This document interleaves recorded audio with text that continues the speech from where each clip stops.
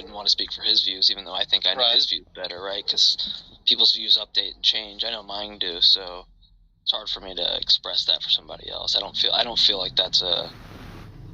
Well, maybe this is a better question. Do you think Tom's correct that like his audience is just mostly uninterested in these types of topics? No, I think there's something to be distinguished. There's people that might not know of these topics, right? And I think that's the case for a majority of people. I mean, just go talk to anybody and ask them if they take like a deflationary theory of truth or something. They're going to look at you very strange. And even people that are within these communities, it's going to take them effort. Maybe something that might inspire them or someone that they look up to, or some social type of perspective of like they know people that are into these things. But there's going to be some factor that gets them into it. So like, I don't have a problem with saying that majority of the people just don't know these topics, but I wouldn't say that it follows that they're uninterested. They could be interested given the proper person showing them why they're of some merit, right, or why they should be considered. But I don't, I think there's like a social perspective to that I don't think our society like values philosophy the way that I think it should be. Yeah, that's probably true. We can keep talking. So I would agree with you, like in some sense. Like I wish that more of the people that watch the show were involved in philosophy. I'm somebody who has no background in philosophy. I just like to, read it as a hobby.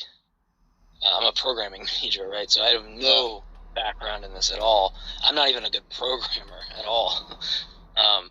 Are you a good metalhead, or? The one thing I'd say I'm good at is playing music. That's the only thing I would say I'm good at. But point being is like, I don't know. I don't expect that type of like analysis from the general public, because even someone myself who feels like, even when I talk to those types of people and they're like, wow, you know this stuff about philosophy, I'm like, if you only knew the people that I like listen to, right? Like, I feel like an idiot in comparison. So I just don't see why somebody should be obligated to be into those things, or like if they don't, I don't fault them, because even people that are into it, they're going to say, look, I'm still navigating through certain topics despite that they've done it for 8 or 9 years or whatever. Yeah, no, I'm the same way. Like, I'm a total dunce on these topics, and like I'm a complete hobbyist with zero background in any of this. And I think philosophy is poison in a lot of ways, but like it's interesting. And so I come to it from a similar angle. I just am always trying to give kind of my perspective that I think is more of a meta point, and like people don't really like it. Maybe we can stop holding each other's dicks, and we could have a point of contention here. Okay. Like what would be something that we disagree on? Well, I mean, like I'm a Christian, so obviously you're not going to agree with that. And I have kind of awesome. Great. So what's the evidence for Christianity being true? Well, I'm a coherentist about it in a way, right? Like I kind of somewhat reject the dialectics in epistemology, but like I'm closer to kind of like a epistemic holist, or like a coherentist about it. So I'm going to say that it's something is going to be knowledge based upon how it kind of fits into my web. I think there's interesting, like what I talked to Matt about, right? Like this issue about the problem of the criterion. I think that's like a fascinating bit in epistemology, because it really cuts to the heart of how we epistemically bootstrap. Like, how do we take our first step? Yeah. And so and my larger meta point that I think is controversial is that people aren't convinced by arguments, and that people are much more committed to like social ties and emotional ties that keep them fixed to their beliefs. And I think there's this interesting point about the nature of evidence, whether or not it is the case that arguments and evidence kind of in an inception way, where once it enters the mind, it's very, very hard to forget, and we don't know what cracks it makes in time. I'd like to believe that's what happened to me coming out of atheism, because I was an atheist like my whole life. I guess I'm weird on that notion, because I just find like you can construct, like I can make evidence fit whatever hypothesis I want pretty easily, but like in virtue of like actually generating some prediction with the hypothesis that something I haven't discovered, like I'll see some fossil in some layer of the geological strata, and then I go look and I find it, or this prediction will find Neptune, and I go look in this spatial location and I find it. Like, that's going to be what constitutes to me like good evidence for some hypothesis, right? I'm not really interested in, like, because like when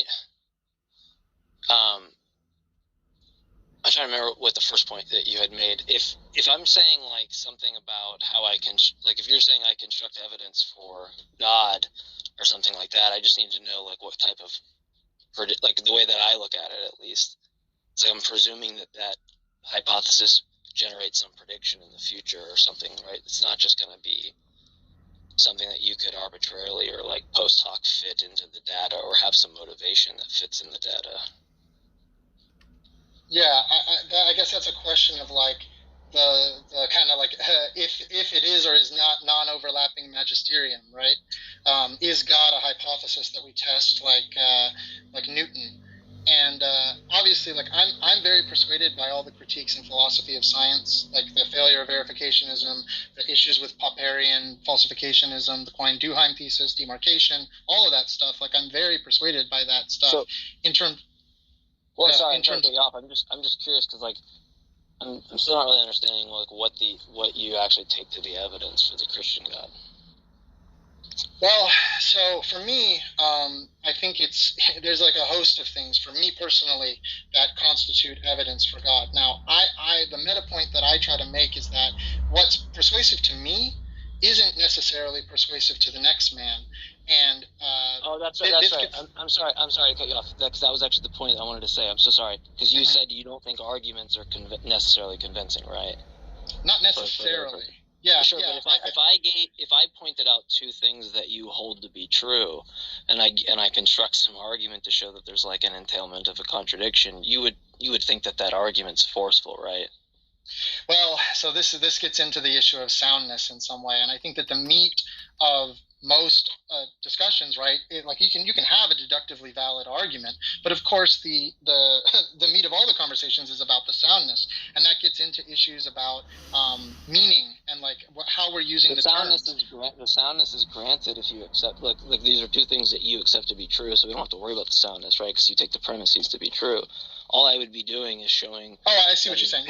Yeah. So like you would have to show some issue with like validity or something, but presumably if you're taking these two properties in conjunction, for example, then it just seems like if that does entail a contradiction and you agree, right, that conclusion follows, then you would agree that the argument does work right in that favor. Because it's not like I'm presenting you an argument where I take some position that just kind of like begs it doesn't, it's not like, I mean, think of like how Graham Oppy kind of like presents a view. It's like, right, he doesn't, from my understanding of his view, it's like he doesn't think these arguments are successful to render some argument on why God doesn't exist, unless it's taking some premises that the agent in question or your interlocutor already holds, right?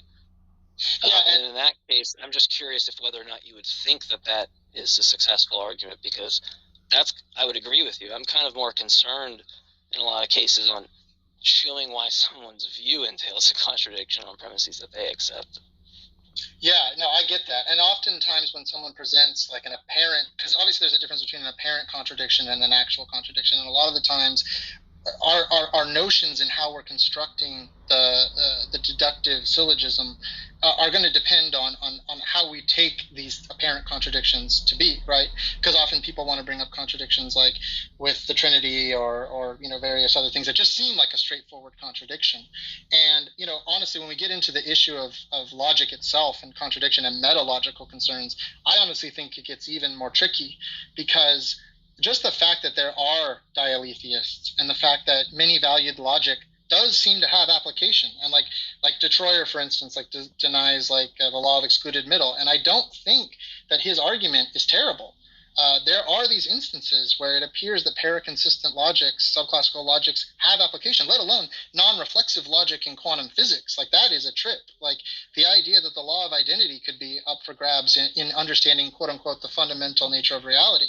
It's like, I've for a long time wanted to believe in like logical realism about like a monist view in terms of classical logic. I'm not, I guess I'm not understanding, like, do you agree with me though? Well, yes or no? Like, whether or not, like, if I showed some properties that you think God has, that if they're in conflict or in tension with each other, that's maybe let me land to get you to consider going back to the drawing board or abandoning the view. Well, so sorry if I was being long-winded. Let me try to land the point. What I was trying to say was all those things about subclassical logic as a caveat. I'm starting to believe that two things. One, that obviously it'll depend on the specific argument, right? And we could address, specific arguments that appear to be apparent contradictions. But I given my commitments currently, I feel like it's always possible to do a Morean shift in some way, right? Like, moral realists will often say something like, any argument against moral realism is less persuasive than the idea that burning someone for the reading light it provides is objectively wrong. So it kind of depends, but I feel like that move is always available depending on how close the belief is to the center of your web, at least on my view of knowledge and such. I don't know. To me, it seems more straightforward that if, like, I accept some proposition like God is infallible and, like, didn't want evil, yet evil exists, if there's some issue there or something, or, like, if agency is, like, the idea that you could fail in respect to some goal, and infallibility is, like, just always succeeding in respect to some goal, which is going to be some disposition, that there would be some contradiction entailed if you agree with those notions, right? But if I don't really see what, like, the Morean shift thing is doing, or what you're invoking there, if, like, you just agree that these things are in either there's just, like, either, like, analytic tension or right, you're familiar with the Morean shift, right? I just don't know what that's doing in the case, like, in all cases where, like, you have some contradiction entailed. Well, like you mentioned, right, there's going to be issues. Like, the problem of evil is a great example, right? Like, Mackey's rendition is going to kind of depend on his linking premises. He thinks that wholly good entails eliminating evil entirely, right? And Christians notoriously, depending on their flavor, reject this kind of analytic notion, that it just means, in virtue of the terms. So that's kind of what I mean, is that we can derive a contradiction fairly easily, given how we use tautological, terminology.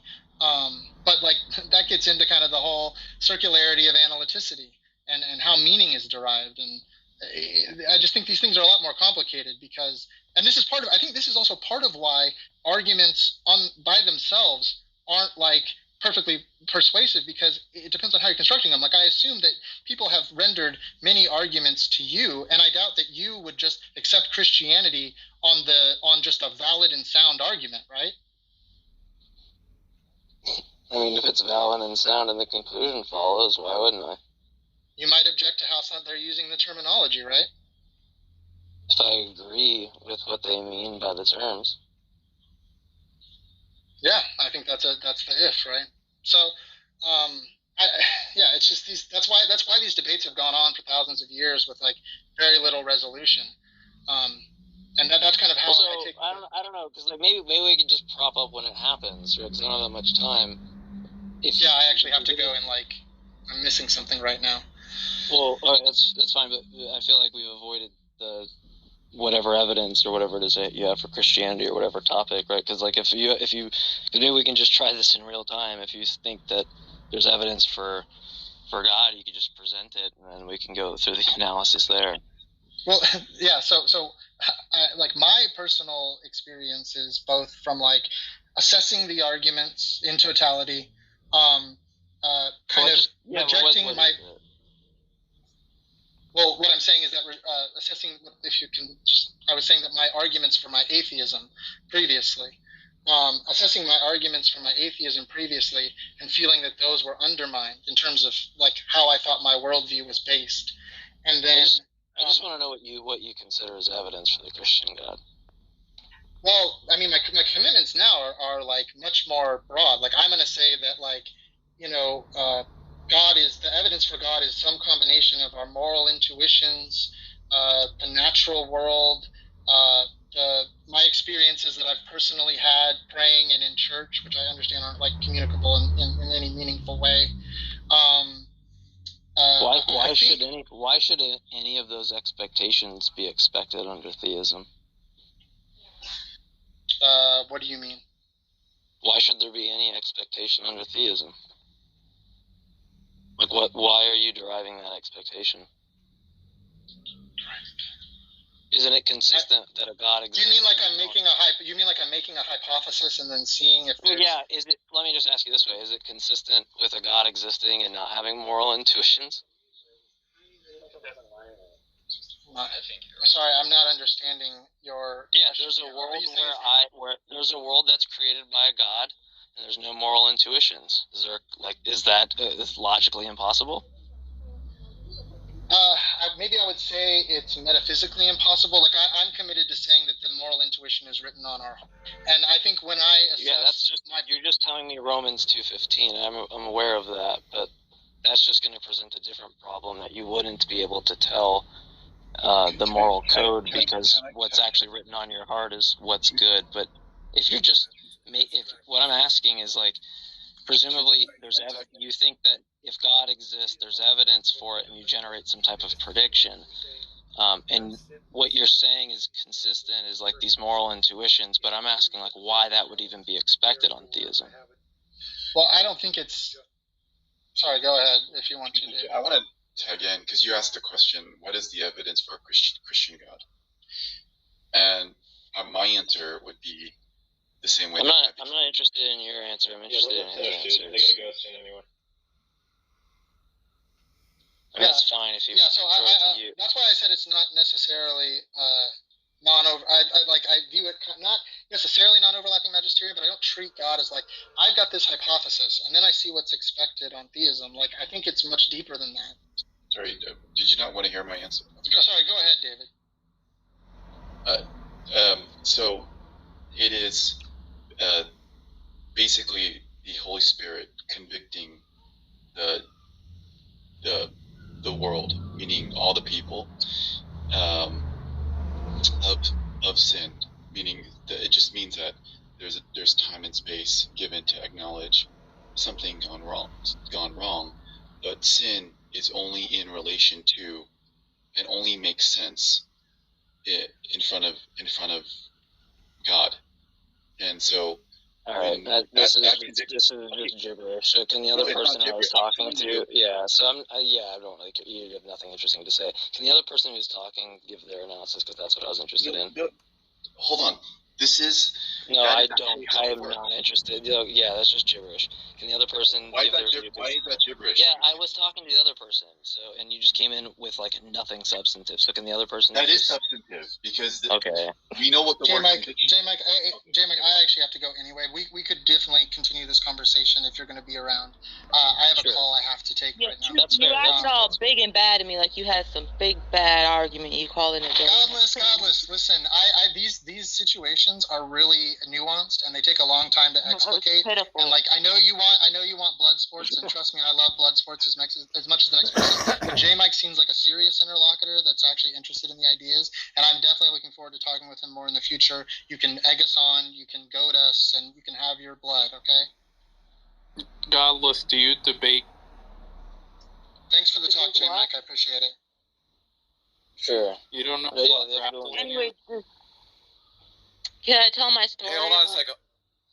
Hold on a second, really quick. This guy David Wee, is this the fornicator you were telling me about? Yeah, it took him a half an hour to admit he was sinning when he fucked his girlfriend.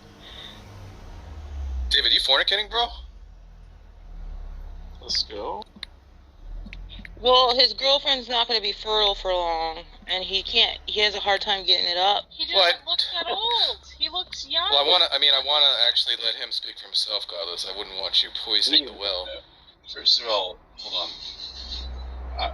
Now that I apparently there's some attention drawn to all this, I'm telling J Mike that the processes which I described. Well, J Mike didn't.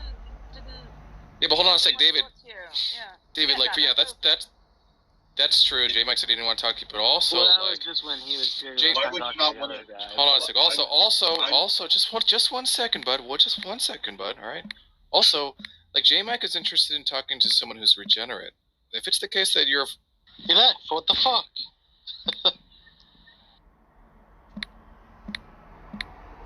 Did he just rage quit? Yeah. Yeah, he left. I just wanted to know why there would be. He doesn't want to talk about his fornication. Oh, it might because Jack's up. He maybe shit his pants and left. No, I think it's because he's No, I had a to lot go of fornicate, smack guys. Like, not. Well, I mean, you got That's a real. you got Darth Godless and Jack. So I mean, there you go. It's enough. And they're all fornicators.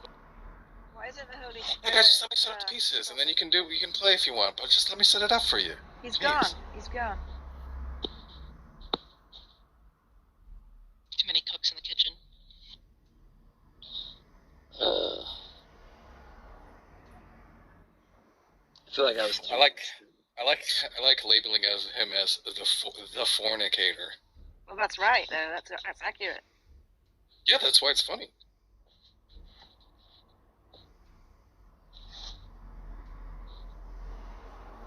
So should we talk about John? No, we want to get a hair flip from you, J Mike. Which one? I need a L'Oreal style hair flip with it in front of you and Oh, flip it the top of my head. Okay. Do that one from the back where you like hold it up and then you just like slowly let it cascade. You know. Do that one. You gotta bite your lip and push your hair behind your ear.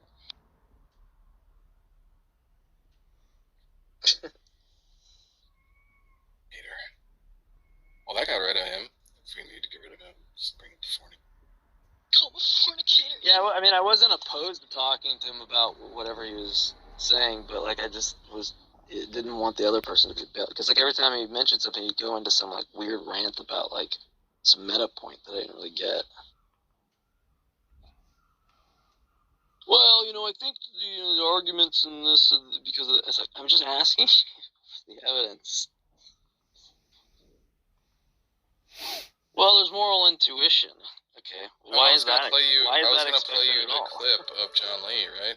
Wasn't I? You want to hear it still? Yeah, that's right. Yeah, if you could play the quote where he says, "The proposition is not evidence based," I believe is the direct quote. Evidence like that. But for those interested in evidence for God, why is it not the case? In fact, there is evidence for God.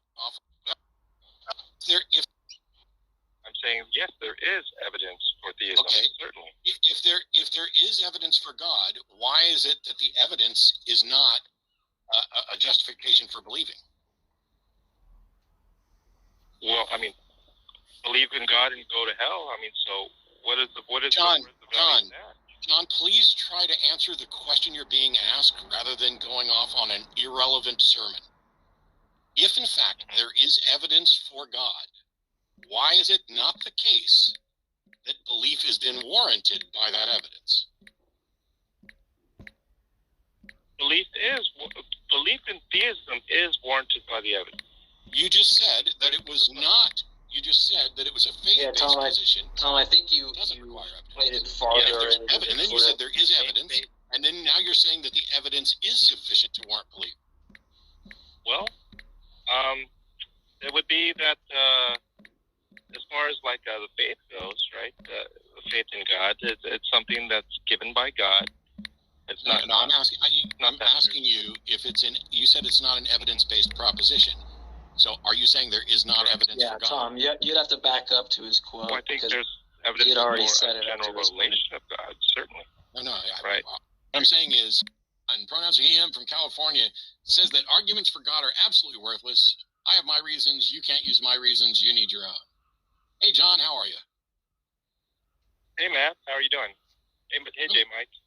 I'm all right. How you doing, John? Why on earth, if something were true, would you and I believe for different reasons if there were good reasons?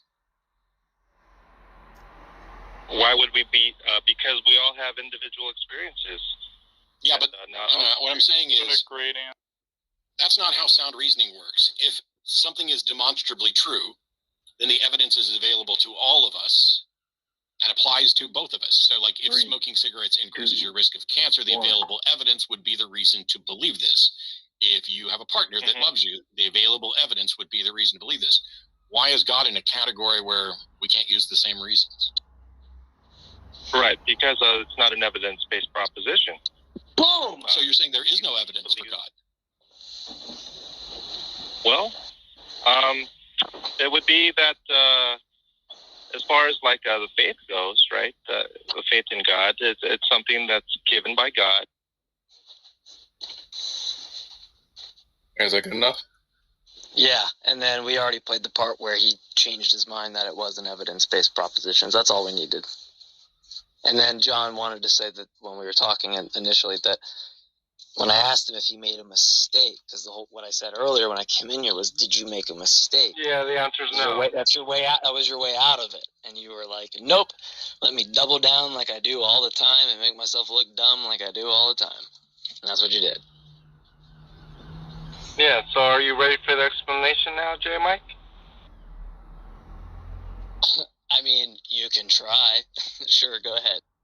So, faith in Jesus Christ as Lord and Savior is not an evidence-based proposition. However, Hold on.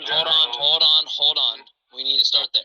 Jesus Christ is not an evidence-based proposition, so there's no reason that justifies believing that proposition, right? Jesus. Right. Jesus Hold on. So there's no reason that justifies believing in X, which is that Jesus died for our sins, right? Evidence is not the only basis by which beliefs are justified. We could talk about Hold epistemic on. justification if you want. Hold on, John. Presumably, if you're justifying X, which is that Jesus died, and like if I buy into it, like he washes my sins away. Presumably, like if there's a reason for that, then, or if it's justified to believe that there's a reason, right? Yes. Once again, in epistemology, evidence is not the only basis by which beliefs are justified. But you're saying are you saying there's no reason? You're talking about warrant or justification, are you not? Yeah, I'm asking you for the reason. So another. Well, yes, the reasons are important. However, evidence is not the only basis by which beliefs are justified. There can be logical reasons, philosophical reasons. It doesn't necessarily have. It could be experiential reasons. It could be a host of reasons to believe. Some reasons are self-evident. Like, for example, the axioms of logic, and so whether someone is justified to believe that the axioms of logic are true are not evidence-based. Yeah, so I don't have the self-evidence of God, so that can't be true. I'm just giving an example of propositions that are not necessarily evidence-based, nor do they require justification. So then instead of bloviating, give me the reason. Reason for my personal belief that Jesus Christ is God. The reason people should believe that Jesus died on the cross. I don't hold the position, and that the kingdom of heaven wasn't just to be established on earth, but that. I don't hold the position that people ought to believe that or should believe that, according to your words. So what it means to have the reason is that you ought to believe it, right? Because that thing, whatever in mind, is going to justify it, but you don't have that thing, therefore there isn't a reason, right? So right. So once again, I don't hold the position that someone ought to believe in Jesus Christ as Lord and Savior. I don't hold that. And so if it's a case that I don't believe they ought to believe, why should I try to convince them to believe in something I don't consider that they ought to believe? All right. Well, what would be the? I can give. You could point out. Yeah, I can give you reasons. I can give you reasons why I believe J. Mike, right? But once again, the reasons why I believe is is not sufficient basis for you to believe. My reasons cannot necessarily be your reasons. That was the whole purpose of the call. And so, Matt Dillante, rather than, listen, think about my call, J. Mike. My call is, I believe it is worthless to provide evidential reasons for the belief in God, right? In the process, Hang on. It's not an evidence-based proposition. May I finish, please? Rather than ask me, why do you believe it is worthless to give evidence for God, he asked me for evidence of God when I'm telling him that I believe it's worthless to provide. And when I told him that I believe it's worthless, then he hung up on me. Does that make sense? Hold on. But the idea that you think it's like worthless to give as opposed to the fact whether or not there are reasons to give, right? That's the distinction to be made. Like if you think that there are presumably reasons that justify why Jesus died on the cross and raised. Hold on. It's not. Look, that actually being the state of affairs, right? That actually happened, or like a mind independent, not just like some fact in your head or something, but like some fact out there in the world that actually happened. A belief is subjective. I'm talking about why you would be justified to hold a belief. That's right. The question was not why is it reasonable for me to believe, right? The demand was such that to provide evidence for God so that someone else can believe. I'm not providing reasons why you should believe, J. Mike, or that Matt Dillon. No, you said simplicator, like you said, the proposition that God exists is not evidence based. That is correct. Yeah, so that's not in virtue of like the attitudes of some agent. You're saying like across the board, there's like the proposition itself, right, doesn't have reasons that justify belief in the proposition. You just don't realize that that's what the fuck he said. No, there are two understandings of what he did not even let me explain. Look, John, you said it. It was said on here, right? You said the proposition. The proposition is look, you take the proposition to be the content, right? The proposition. It's not really like the thought in an agent's head. It's the content, right? So hold on. So if the proposition is the content that we're discussing, and that content can be shared between agents, right? All we're referencing is the content among the agents, right? It's not in virtue of what like the propositional attitude that one might have, because what's in question is the content, right? The content is that God exists. That's the proposition. And you're saying that the content of which does not have reasons to believe that it's true, right? You're saying that there shouldn't be reasons that apply to an agent on why they would give the commitment that the proposition is true, right? You just sound like an idiot. The context of my statement, once again, the proposition of Jesus Christ being God is not evidence-based. However, the proposition, the general revelation of God existing, which is a separate proposition, is evidence-based. That is what I was not provided the opportunity, and thus making it the pretension that it is some sort of contradictory. Hold on. So, do you think the proposition, right, that God exists, or that Jesus rose from the dead, or whatever it is, because it doesn't matter, is there a reason to justify that proposition being true? Yes or no? You just gave out a muddled out proposition. There's two separate propositions. So does God, the one that you called in about, right? It was that God exists, right? So does that proposition have a reason to believe it? Yes or no? Because you said it is not an evidence-based proposition. Yes. Which is why I tried to ask if that was a mistake that you made. The call I'm talking about is regard to theism, which is the proposition that God exists. Right, which is evidence-based. Which you said was not evidence-based. No. Retracting that statement. No. Once again, the part about my personal belief in Jesus Christ is not evidence-based. That's what I was trying to. I was trying to explain to him. Okay, so yeah. The purpose of my call was about an attitude towards a proposition. There's no reason to justify why you think the proposition is true. That's what you're saying. My call was about general theism. Okay. Evidence for God, right? That it's worthless for that. Now, my Christianity, my Does belief anybody in the hear what he, does anybody else hear my what he's belief, doing? yeah, my belief in the Christian God is a faith, right? Which is not evidence based. That's what I was trying to explain to him. My call was not about Christianity.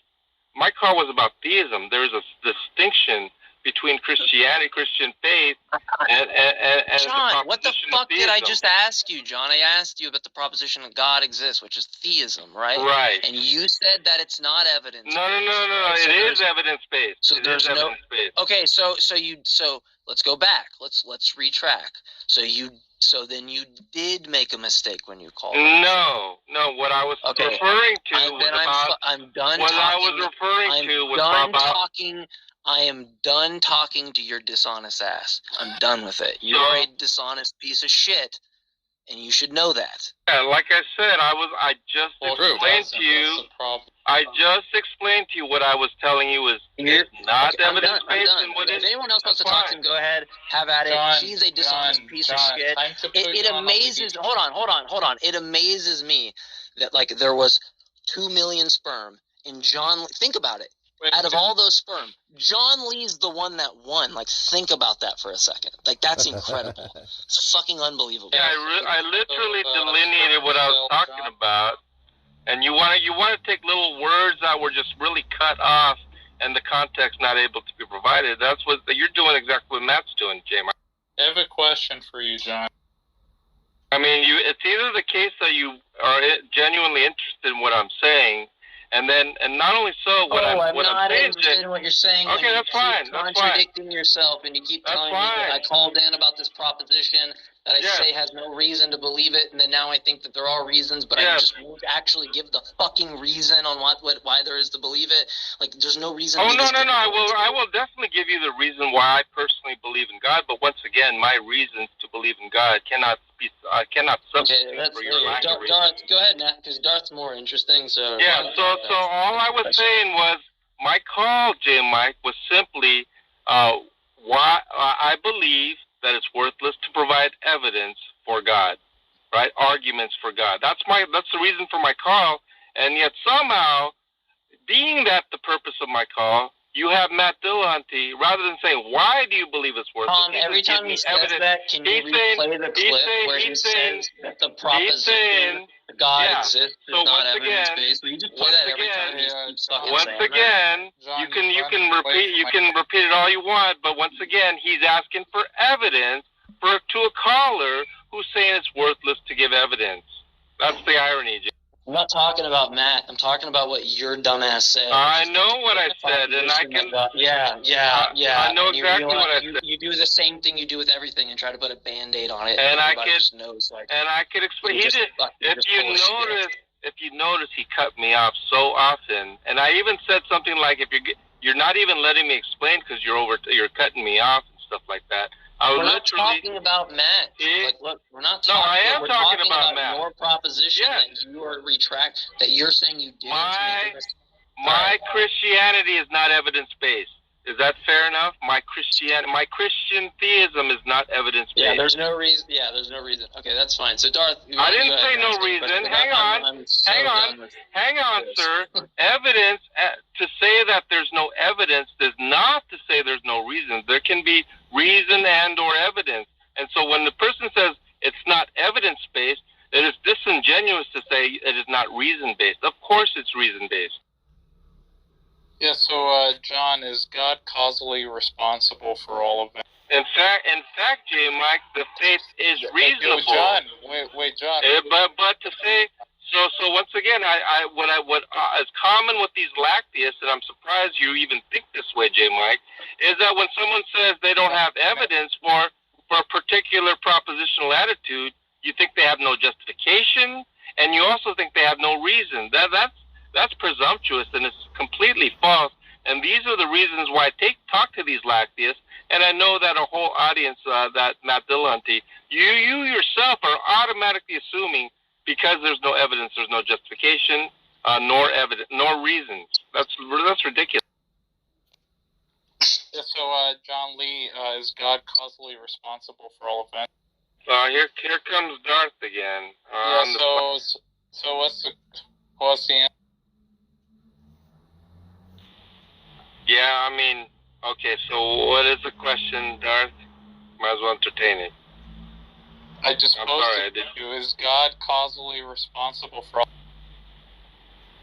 Is God causally responsible for all events? Depending on how you understand causally, because there are first and secondary causes. Why would that matter? Does God Because it matters because when you look at culpability, responsibility, accountability, does certainly matter. I'm not asking you any of that normative bullshit. I'm asking you, does God foreordain all of? No. Does God predestine the events of agents? No. Sovereign then. But if the question is, does God foreordain things to come to pass? The answer would be yes. Yeah, I don't know. And those are not synonymous statements. I don't know what comes to pass there has to do with anything. Are all events dependent upon God? No. What do you mean no? So you're saying that God isn't sovereign now? God is certainly sovereign. In what sense is he sovereign if that in the sense that I wasn't done talking. How can he be sovereign? Well, why don't you end your statement with the question? No, listen. You ask me a question and then you keep on speaking. Do you notice that? If you're going to ask a question, just put it at the end, please.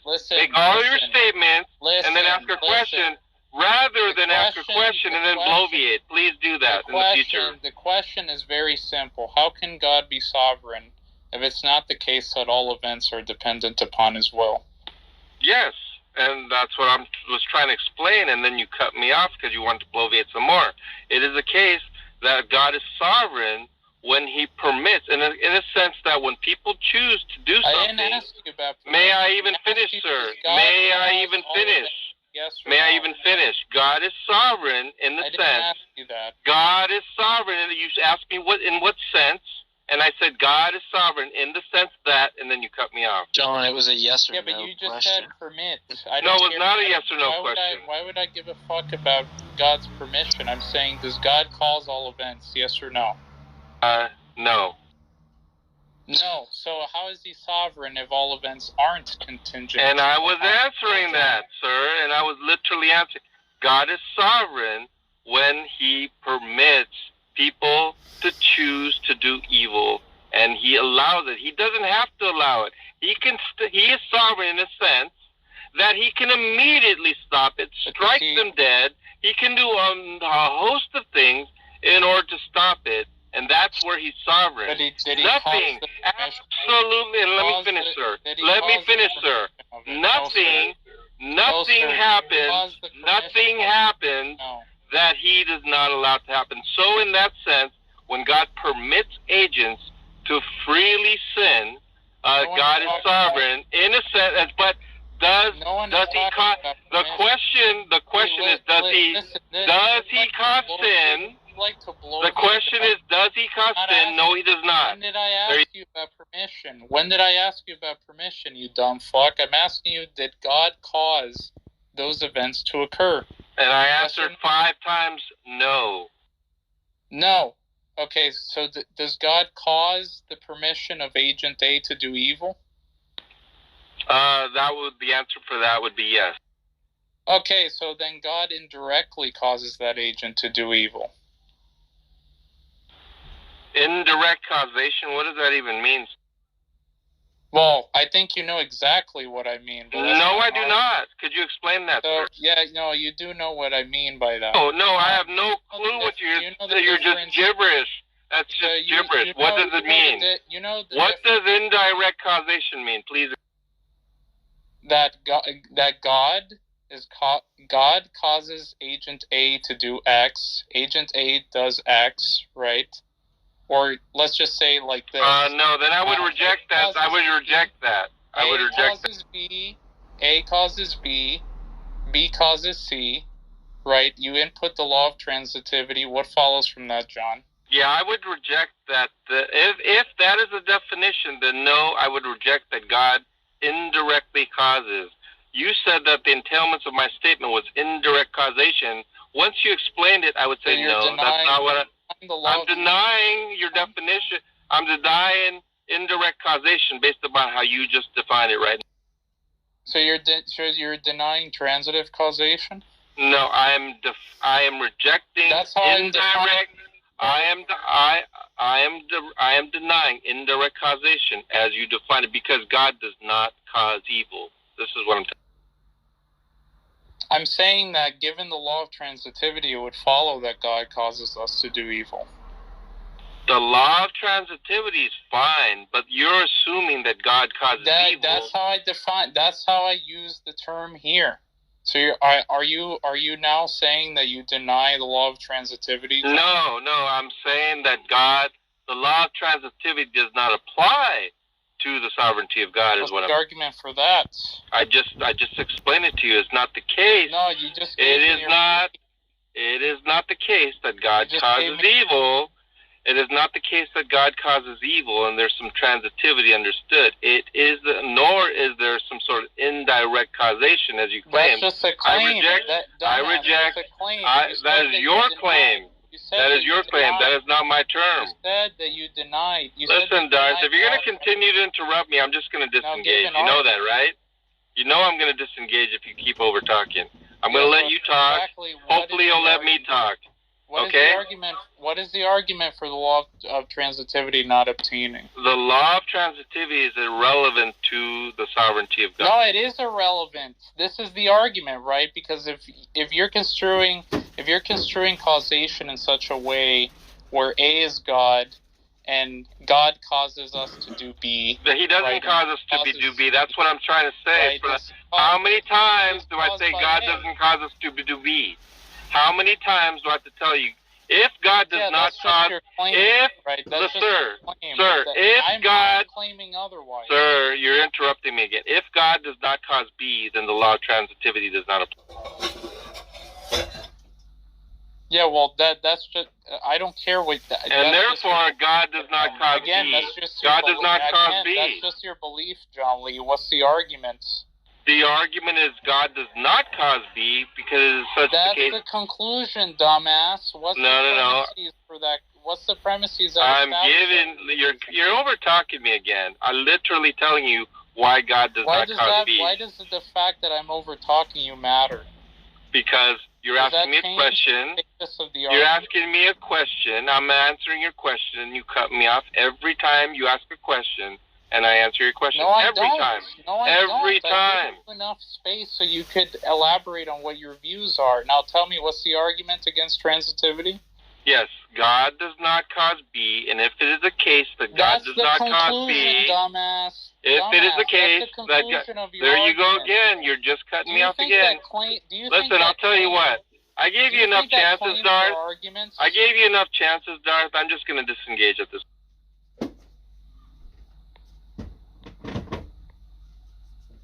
So what John Lee really is saying there, that all he has is a claim, not an argument. Yeah. We already said giving reasons is worthless, so. Well, yeah, it's not an evidence-based proposition, so it doesn't matter. Yes, Christianity is not an evidence proposition, Christian faith. Faith? There's no worldly fact about the resurrection. J-Mike. No, forget, I never mentioned the resurrection, by the way. What I'm saying is Christian faith, right? Faith is, I accept it as a belief without evidence. So it's either the case, it's either the case that Christianity is a faith, which is a belief without evidence, or it is not the case that Christianity is a belief without evidence. I claim that Christianity is a faith, a being that is a belief without evidence. You might pretend that Christianity is an evidence-based belief. I reject that proposition. However, when it comes to general theism, I will say that the proposition is evidence-based. That is a fundamental difference I was trying to convey to Matt Dillon. Unfortunately, he would not give me the opportunity. I thought he asked for your evidence for God. Yes, he asked me evidence for God. When I'm calling, you're going to interrupt. He asked me for evidence for God when I'm a caller who says that evidence for God is worthless to provide. But you just said general theism isn't evidence-based. That is correct. But what I'm trying to say is that it is worthless for me, even though theism is evidence-based, to provide evidence to an atheist. For what purpose? So that he becomes a theist and go to hell? That's laughable. That's a worthless endeavor. It's vanity to try to make an atheist a theist when it serves them absolutely no good. I just think it's weird, like, you call on a show and then, why don't you agree with me? It's like, I don't have to tell you. Like, what's he... It's not the case. No, it's not the case that I don't have to provide you evidence. My argument is such that it is worthless to give you evidence for God. I'm claiming that there is evidence for God. However, what I am telling you is that it's worthless.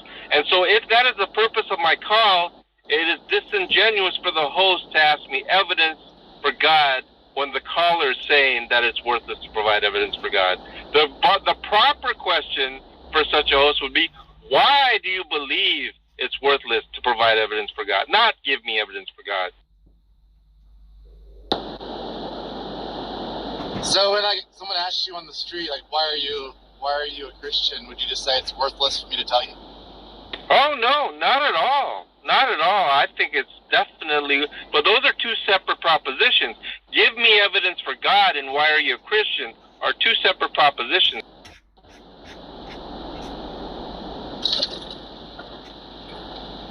Well, most people make decisions based on evidence, right?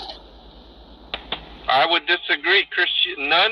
None of the Christian faith represents evidence for God's sake. That is part of my argument.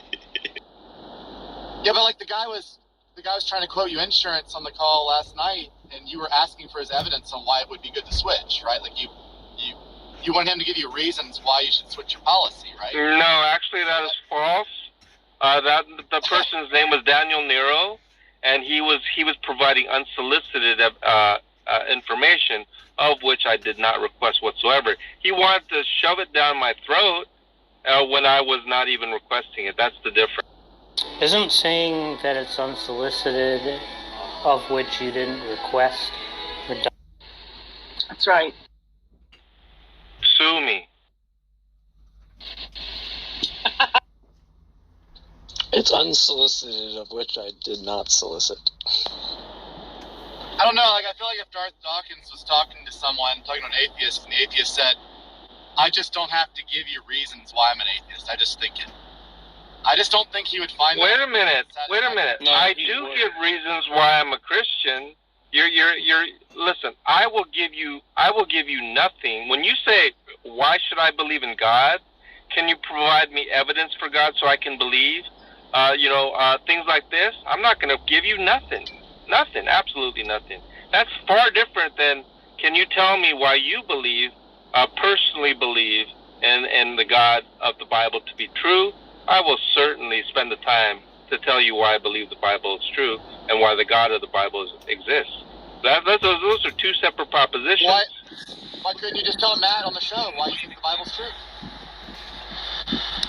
I was listen to me, why? I told him because I believe in the veracity of biblical claims according to Romans 1, and you would think any normal person would then ask, why do you believe the Bible is true, right? But he didn't. He said, are you calling me a liar? And he went on that tangent. So once again, that call, as well as 2 weeks later, the purpose of my call is clear, right? He did not even give me the time of day to give me the reasons why I believe what I do in the purpose of my call.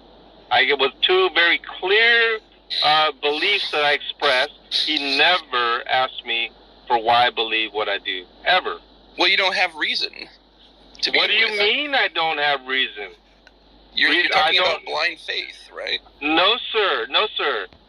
Once again, blind faith. Faith that has no, hang on. Not all faiths are blind. Some faiths. I'll tell you, the blind faith is a belief without what? Reason Evidence. and evidence. No, not just evidence. Reason and evidence, right? One can have a faith that is based upon reason. It just doesn't have evidence. It can be what's called a reasonable faith. It's the same thing. No, sir. A reasonable faith Reason and and a evidence blind are the same. faith, a reasonable faith and a blind faith, they're not synonymous. A blind faith is without reason and evidence. A reasonable faith, although lacking evidence, is not without justification, is not without reason. That's my point. Yeah, what is your reason for believing? Yeah, like we asked straightforward what the reason would be, and you refused to give it. What are you talking about? At no point was there a question. I'm saying today we've asked you, and you've refused to give it. Yes. No, I don't mind giving the reason, but listen.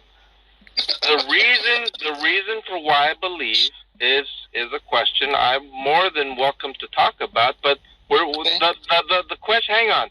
The question really is non sequitur to what we're really talking about, which is the call to Matt Dillahunty. Okay. And in a topic, which the main topic is why I believe in God. Well, certainly, why would I avoid that question? But it is a red herring of why I believe when the topic is actually something else. Okay, we're just spinning our wheels here. Then we're not going anywhere with this. I mean, it is my contention that Matt had two simple topics. I gave it to the call screener, right? At no point did he investigate why I believe what I believe that I expressed. I believe that atheists and ex-Christians do not exist was the first week. And I believe that providing evidence for the existence of God is worthless. At no point did he ask me, why do you believe providing evidence for the existence of God is worthless? He did not ask me. He asked me for evidence of God. That was just ridiculous for the topic being that, right? Yeah, what's your reason for believing? So it's Nobody cares about this, John. Furthermore, it's not the case that I'm claiming there's no evidence. Certainly not. I am claiming there is evidence for theism, right? But it's just worthless to provide. That's what I'm saying. It's not a proposition that's evidence based at the same time. No, sir. That's what I'm trying to tell you. My faith in Jesus Christ as that creator God is not evidence based. It is revelatory by the gift of God, right? That's a separate proposition, which I was hoping to explain to Matt Dillahunty, but he never gave me the opportunity. Okay. How about this? Can you defend the proposition that atheists don't exist? Yeah, that was 2 weeks ago. Would you mind repeating that? Well, what I began in the call with Matt Dillahunty was such the case that I believe that atheists and ex-Christians was also the topic that do not exist in objective reality because I believe in the veracity of biblical claims. That was how I began. Okay, so, I mean, basically you're calling us all liars. No, that's the angle. That's exactly the angle that Matt Dillahunty went. So are you calling... You're saying that we've all experienced natural revelation. No. That is not the case. For example, if I say, if there's an atheist who believes that no gods exist, it is not the case that necessarily that he's calling every theist a liar. Do agnostics exist or no? Did you understand my point, sir? So, vaguely. So, well, I'll repeat it. It is not the case necessarily that one person, because they believe gods do not exist, is calling every theist a liar. It is the case that they simply believe that no gods exist. Now, it could be the situation that maybe the theist is deluded, right? That doesn't make being deluded doesn't make someone a liar in the sense of deliberately misrepresenting his theistic position, right? Wait, but you're saying that atheists don't exist. That is correct. But you're saying that there's people that believe God does not exist. You're saying that's not true? That is conceptually. There is an atheist who believes, or I usually say disbelieves believe or lacks belief in God. That's the proper way I would say it. Okay. Now, just because now there's also a concept for God, right? A disembodied mind that created the world and this and that, right? Just because those two concepts exist does not necessitate that either concept actually exists in objective reality, right? So if it is a case that a person claims to be God, that doesn't make them God. If the person identifies as God, it does not make him God. Now, an atheist is such who claims to disbelieve or lack belief in God and chooses to identify as an atheist. That doesn't necessarily mean they're actually an atheist. Does that make sense? Well, how does it not entail that they are atheists? Make that they exist. Claims of disbelief or lacking belief is not evidence of disbelief or lack. We're talking about evidence of atheists existing, being real, a real thing. My point is this. A person claiming to be an atheist. Are you an atheist? Yes. Yes, and I don't believe you're an atheist. Why not? That's my point. I'm right here. Well, that's I'm what I'm telling saying. you, Well, you're calling me a liar. I don't believe theism. No, sir. I'm not calling you a liar. Hold on, John, once shut the again. fuck up. John, shut the fuck up. I don't believe theists exist because they express their attitude towards me, therefore they don't exist. Right. This is such a fucking stupid. No. Here's the thing. It's not that it's the reason, right? Someone like I could believe Zeus does not exist. Someone else could lack belief in Zeus, right? But it's not the belief, disbelief, or lack of belief that justifies that position. It's the reason or logical basis. Two people could have the exact same belief, but one is justified and one is not. Okay. Now. So you agree with that? So in other words, hold on. So what I'm trying to say is that even if J. Mike doesn't believe that I'm a theist, right? What is the reason or logical basis that he doesn't believe? Now, it is not the case that I don't believe you're reason for you to Hang on. I gotta stop No, sir, no, absolutely not. John, let me interject here. May I respond, okay? It is not the case that I don't believe your claim because you have failed, neglected, or was unable to provide evidence for your atheism. I know, right? Romans 1:20, that's what you think. In fact, that it is my contention that it is an informal logical fallacy to base my lack of belief on those things, right? Okay, and so it is so my belief that atheists do not exist is irrespective of your claim, right? It is based upon my belief in the Bible that all men know God exists, and if I believe that proposition. And if I believe that proposition to be true, I necessarily lack the belief in your claim, nothing personal, that you are indeed an atheist. Does that make sense? John, there's two things you said there, right? You're saying he's lying, right? One is no, sir. That once again, It doesn't actually make sense. You're saying you disbelieve it, not that you lack belief. I really got to respond to this. I would say disbelieve and lack belief, Jack. John, whether or not we have good reasons to disbelieve or not is besides the point of our existence. Whether or not atheists exist or not is besides the point if they have good reason to not believe. And then on the other hand, you're saying we all know God exists and that we're lying. You're calling us liars. I didn't call you a liar, sir. I don't know how many times I have to say that. You said all men have experienced natural revelation or whatever. If it is the case that you're claiming to be claiming to lack belief in God, let's say, right? It can be the case that you're deluded. If you are deluded, I wouldn't call you a liar, right? So all I'm saying, I would not call you a liar. Let me just ask you directly: how do you interpret Romans 1:20? Yeah, that all men know that God exists, as God has revealed it to them. Okay, so let me just ask you: do you take that when that statement is uttered, that all men know? I just want him to correct his statement. That all men, or all people, however you want to phrase that, know that the proposition is true, that God exists, given that they know it, that it's a justified true belief. The word knowledge there is not the word gnosis as in terms of the problem with the English language and know, right? There are 7 different words in Greek. You don't for have no. to go into this. So You just yeah, no, just it tell is me if you important. agree or Okay, not. so it's not the case that it's a justified true belief in the knowledge that I'm talking about. How about Okay, so what do you mean by knowledge then? like And wrong like acquaintance knowledge is not a justified true belief, right? It would be like that. So, but it's still knowledge. Have the belief that Like for example, if I taste a fruit and I know the taste of the fruit, that is not a justified true belief. That's how.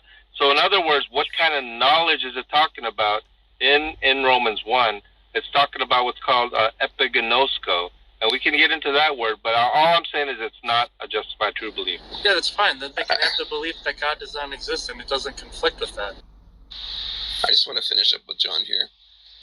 John, whether or not we have good reasons or we're deluded or not for not believing is besides the point. Whether or not atheists exist, right? We still exist. Would you agree? People who claim to disbelieve or lack of belief in God certainly exist.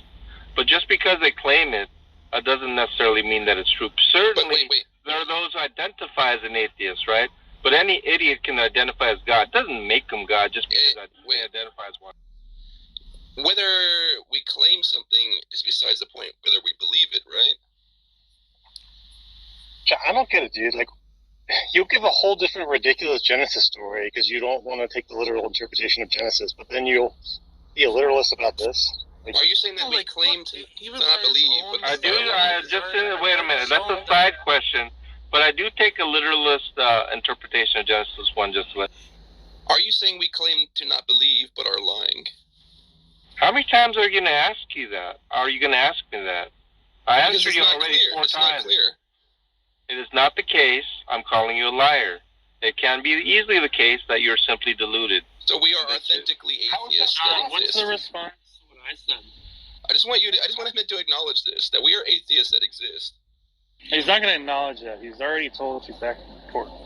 Yeah, so I will acknowledge that you are a person who claims to disbelieve or lack belief in God and chooses to identify as an atheist. Okay, but do I actually...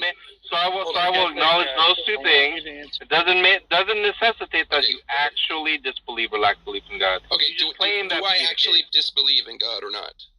I don't believe that for a second. John, are you gonna? So you're calling me a liar? This is my question. No.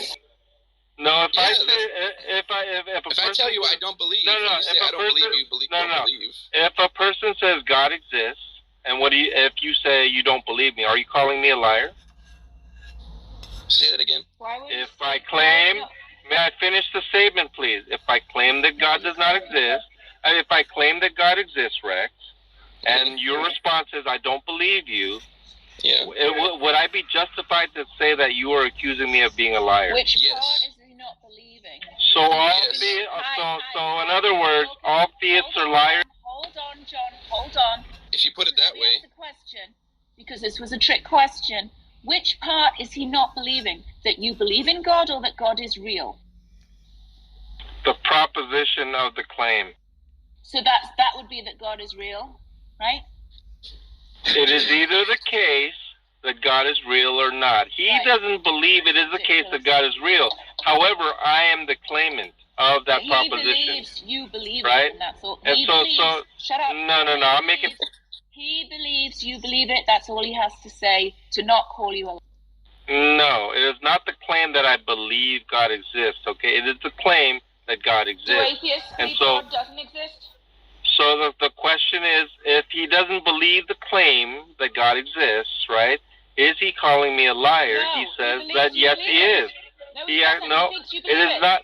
John, 2 separate claims, 80. All of this could be skipped if you just answered my question. 80.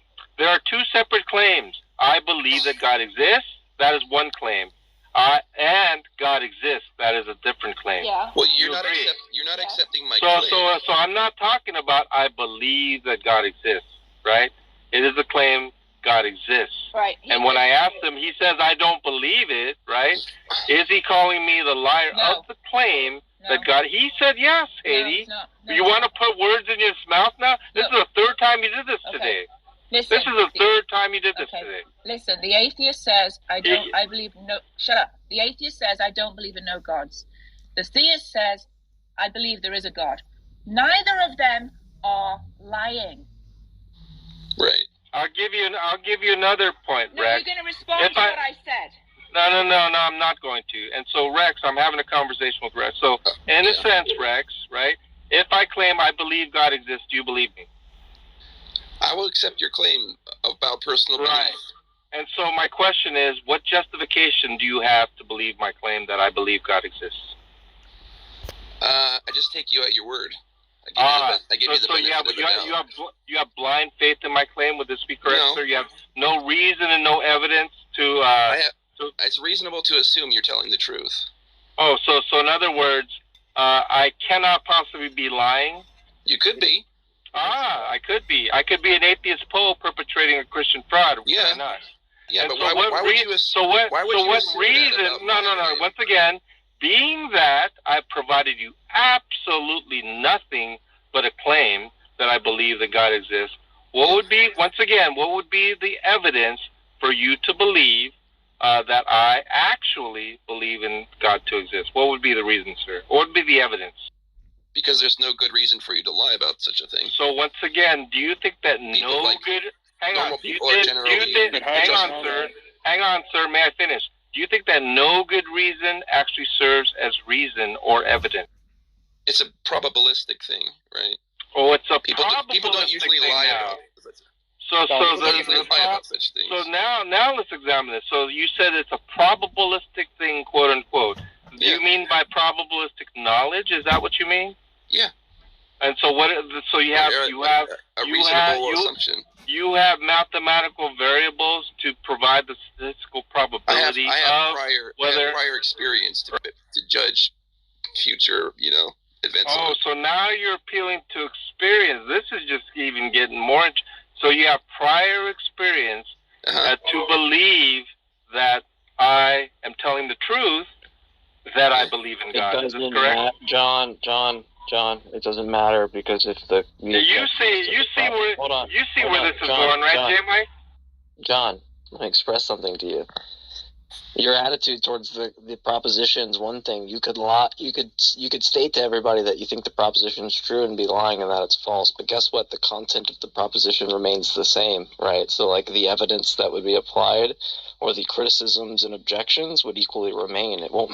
It's not gonna matter. Like who fucking cares if you exist to hold the proposition to be true? We're talking about the proposition being true. You could just like die of a heart attack right now or have never existed, and the proposition's content is what's being right. So I don't really see I don't really understand if the objection just applies to the actual content of the argument. So let's recap.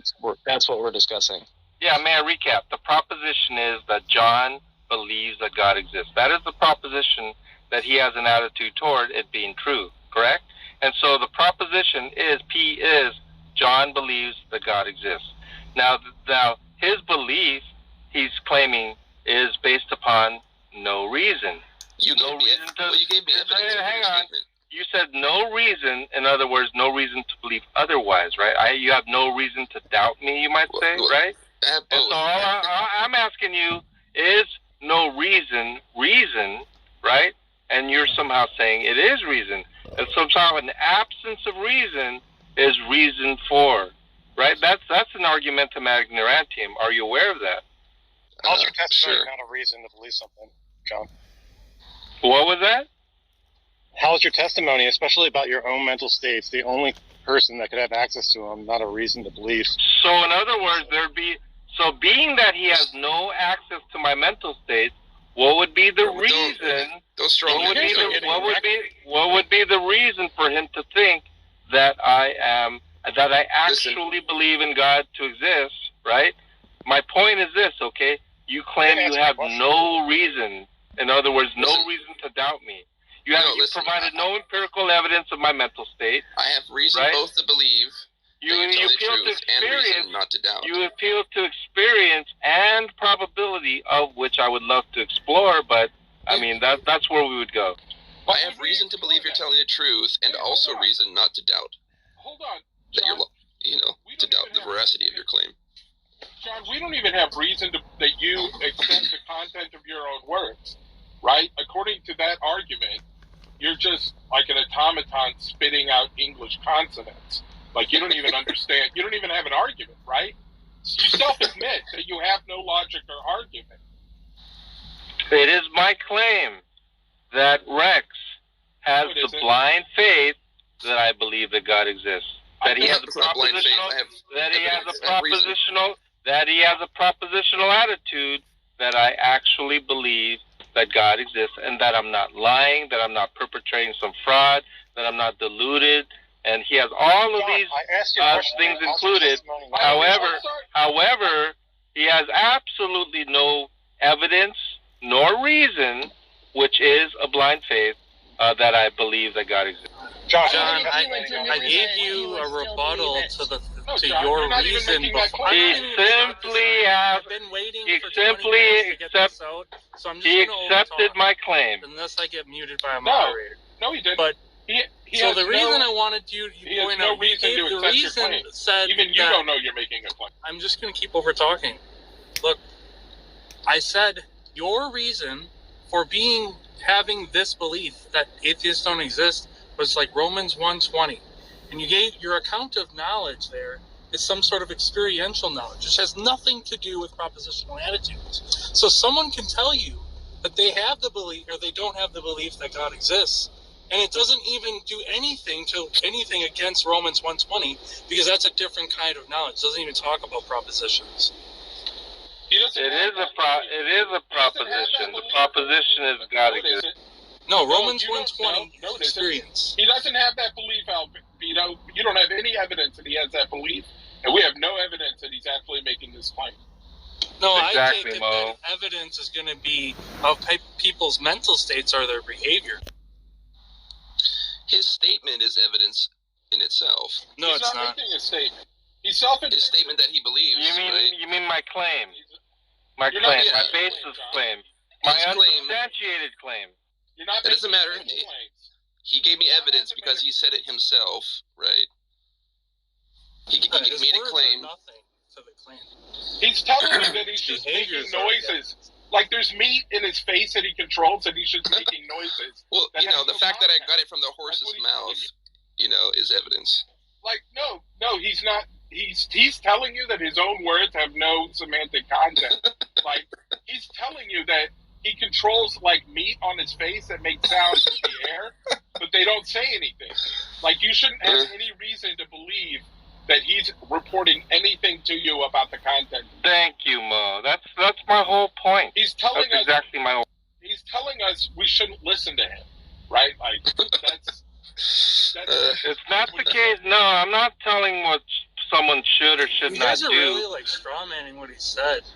I don't Actually, believe he is giving a reason to reject what you guys have to say, given that he has some prior belief that atheists don't exist. But I've already refuted that claim. That's correct, Albedo. Exactly. Thank you. That's also. I have no Because reason the to reason believe that you're that he has giving any prior has nothing to do with propositional knowledge, which means it doesn't talk about beliefs. He doesn't have a belief that atheists don't exist. What? Right? You Why don't- I do. He doesn't I have actually any, do. No, you don't. I don't have any What do you evidence mean? of that, John. I don't have any Okay, evidence just that you have that. straw man him, and if that's how you want No, to. actually, I believe that atheists do not exist, Mo. I'm not straw manning him, Albedo. He's agreeing with You me. are. You don't have that belief, John. No. He has a reason. Oh, are you to just believe. making that claim? It's no different from another Protestant who says atheists don't. They all believe in God, or they all know God. You don't have. Yeah. John is providing. I'm not the only one that said that. You guys know that. No, I don't have any evidence that you've said. I don't have. I mean, even if you consider their account of what they're saying as evidence, he's going to have more evidence against it.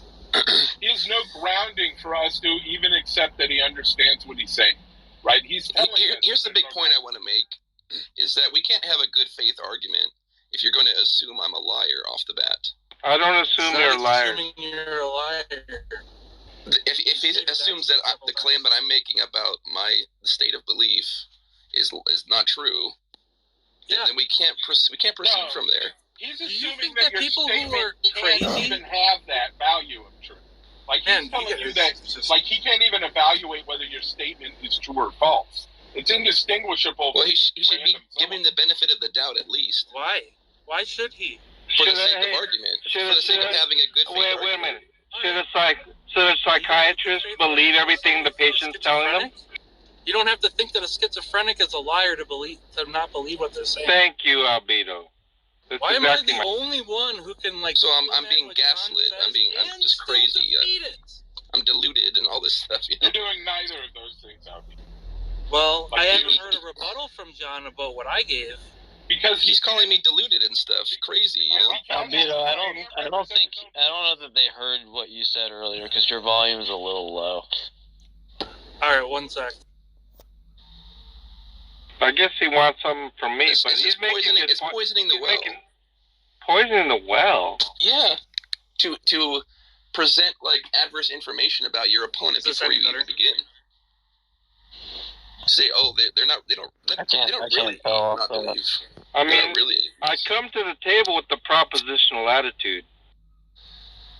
Yeah, you're calling me a liar. No, sir. If I say I don't believe, you say I don't believe. For the seventh or eighth time, that is not my claim. If I say I don't believe, and you say that's not true. Hold on. Let Albedo just get his point out because I don't think anybody heard it. Yeah, I'm not calling you a liar. I don't know why you keep saying that. Okay.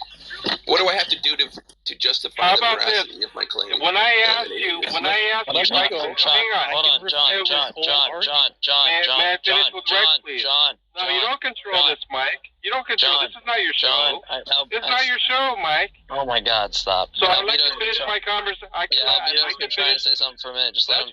That's fine. But I'd like to finish my conversation. All right, finish and then please let him state what he was saying. Sure, it's very brief. You had said, Rex, that if I claim that God exists, and you said that you don't believe me, I asked you, are you claiming that I'm lying? You actually said yes. So you're saying that now if I claim that God exists and you don't believe me, then I'm supposed to somehow disengage in conversation with me because you're calling me a liar? That's basically what you're saying. And now go ahead, Albedo. Yes. Okay, so the reasoning you're trying to provide to believe that, to reject atheist claims, right, is Romans 1:20. Is that the idea? That's correct. Okay, and what you're saying, your account of knowledge in Romans 1:20 is some sort of experiential knowledge, correct? Yeah, but Romans 1:20 is not the only basis by which I believe atheists do not exist. There's Psalms 10, there's Psalms 14, the list goes on and on. We'll deal with those. We have to take them one by one, okay? We'll deal with the one first.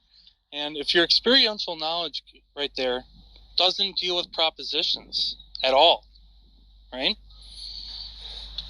Experiential knowledge doesn't talk about propositions. So when someone says they don't believe God, they can still know God because that's not some type of contradiction there. The epigenosko it's talking about is like this, Albedo. Like, for example, you and I are walking down a beach, right? And you and I see a sandcastle. And I point to you, Albedo, you see that sandcastle right there? That was intelligently designed, right? And it is such the case that sandcastle is evidence for you to believe that it was not an accident, it was not some sort of natural occurrence, but that it was intelligently designed. And so that is kind of like how it's saying in Romans 1:20 is such that we understand that there's a creator God. Now, who that creator God requires special revelation. I don't need you to keep going on. I get what right. you're saying.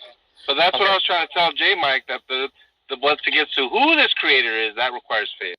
So if I relay an internal state that I have to you, and you're just going to deny it, you're going to say, who cares about that? You have to refute what his reasons are. I know. I'm just. You're never going to get anywhere by just reasserting that. I'm just pointing out the fact that he's calling me a liar. Who cares? Yeah, who cares? I mean, you've said that about 8 or 9 times. Saying that is not going to. He says he's not doing that, but he is. You're literally stuck on this pretension that I'm calling you a liar. So what do I have to do to justify the veracity of my claim, my state of his non-belief? reasons is how you're going to do it. He doesn't think you can, right? He doesn't think you can. You'll never prove to John that you're an atheist, right? Because the Bible says one thing, and I say another. Rex, The I'll Bible tell must be you right. what. If you want to try to convince me, you can take a lie detector test, and then they'll ask you, do you believe in God? You'll say no, and then you will show that you passed the lie detector test. That would be just one thing. But do you see how offensive that is? Do you see how incredibly offensive that is to call someone a liar, to not take them at their word regarding an internal state that they have? How about this? If I told you I was a The only reason for saying it is because it's offensive. If I told you I was a billionaire, would you believe me? I don't know if I have evidence to believe that. His words If it are weren't offensive, he'd find something else to say. If I told you I was a genius, would you believe me? What is so unbelievable about someone not believing? How is it unreasonable to not believe? There's reason for me to believe Scripture. That's okay. That's my John, justify if you said revelation. John, if you said you were a genius, we'd analyze the content and we'd be like, yeah, he's fucking definitely not a fucking genius. Right? You'd be surprised, How about this? How about this? Can you prove that What we all about a experience billionaire? natural revelation, John? What was that? Can I prove what? Can you prove that we have all experienced natural revelation in such a way that we intrinsically know God exists? Well, I mean, proof is one thing. That's a heavy claim. Proof is one thing, and psychological certainty, that's quite another thing. I mean, it's your belief against mine, right? And you're just gonna, arbitrarily choose yours over mine. That's unfair. That's not a good faith debate. Yeah, I mean, you keep mentioning that all the time. It's like you're the one that said if I claim that God exists and you don't believe me, you acknowledge you're calling me a liar, and then you're the one sniveling about. So, in other words, I shouldn't even talk to you because I'm not. But the difference is we're not even talking in good faith. The difference is I'm not calling you a liar. I believe that you believe. Wait a minute, no. I'm claiming that God exists. And you say, I don't believe you. I'm asking you, if I'm claiming that God exists, you're calling me a liar. You acknowledge that you're calling me a liar. That's exactly what you said. I believe that you believe. I didn't say I believe. I said God exists. Well, that's a proposition that I don't accept. Do you believe that claim? No. Right. And so, that's a proposition that's different between... When I claim that God exists, am I lying? You're not lying. You're making a statement. That's not what you said earlier. When I asked you earlier, when I said if I'm claiming God exists, am I lying? You said yes. Issue, John. You're not understanding the issue, John. See, the point is your earlier question was about belief. Just a minute. See, the point is, if you say God exists, right, that's understood to be the kind of belief that you could be mistaken about. So for you to have a false belief isn't to call you a liar, right? But that's what I'm saying. If somebody says, I believe X, right, that's taken to be a proposition that you can't be mistaken about. And so in order to reject that proposition, you have to think that they're a liar. That's not true, Jack. That's not true. If a person, I'll give you an example. May I give you an example? I'd like to respond to Jack if I may. Like, for example, Jack, if a person that's anorexic tells me that they overeat, right? I don't call them a liar. I just think, okay, it's not the case that they overeat, right? I don't believe that proposition for a second that they overeat. But it's not the case that I'm calling them a liar. You're not listening. You just didn't listen to anything I said. What? I actually did. No. So I'll repeat it, okay? Listen closely this time, right? Saying I believe X, right, is not the kind of proposition that one is taken to be mistaken, can be mistaken about, right? That's different from some proposition, from what the content of the proposition is, X, right? So if I say I have the belief that God exists, right, it's understood that you can't be mistaken about whether or not you have that belief, right? But whether or not God exists is a belief you can be mistaken about. So you see the distinction between the first order and the second order belief? That's what I was trying to explain to Haiti, Jack. It doesn't matter what you're trying to explain. We're talking about the claim of holding a belief. Look, we're talking about the claim of having a propositional just attitude. Stop talking and listen. Okay? So the first order belief, right? God exists is a first order belief, right? The belief that you believe that God exists is a second order belief. Exactly. Now when somebody says, right, I don't believe that God exists, right? They're reporting a fact about their mental states. That's correct. And the point is, for you to reject that claim, if you've interpreted it correctly, right, as a claim about their beliefs, is to think that they're a liar. I would disagree. It can be the case that they're simply deluded about their own. Second order beliefs can't be deluded. Yeah, see, when you say that they're deluded, right, the reason why that's being rejected is because of the assumption that people can't be mistaken about their second order beliefs. Yeah, I would claim that a person can be mistaken about their second order beliefs. Yeah, fine. But the point is, that's the reason why you're being accused of calling him a liar. Now, if it is the case that they're mistaken, there are numerous amounts of reasons as to why they're mistaken. Lying is actually one of those reasons, but not necessarily so, Jack. And because it's not necessarily so, another reason could be that they're simply deluded, of which that does not necessitate well, I'm that they're lying. I'm glad that you think that you can be deluded about in that case, second order beliefs. In that case, he's gaslighting, saying you could be crazy. No, he's you could not understand your own state of mind. You can't be wrong about your mental states, only about what they're about. He's saying I could be deluded, which is saying I could be crazy. It's great. Yeah, it's great that that's one of. It's great that he's saying that he thinks you can be wrong about your second order mental states. That's correct. That's just going to get him into all kinds of trouble. Yeah, of which I'm willing to explore, Jack. This is just a gift. This is just a gift to Tom Rabbit that you just opened that Band-Aid. Yo, John, do you believe that you believe in Jesus? Are you deluded? Well, I would claim that I know that I believe. Are you deluded? How do we know you're not deluded about it? You don't have to know. You can believe that I am. How do you know you're not?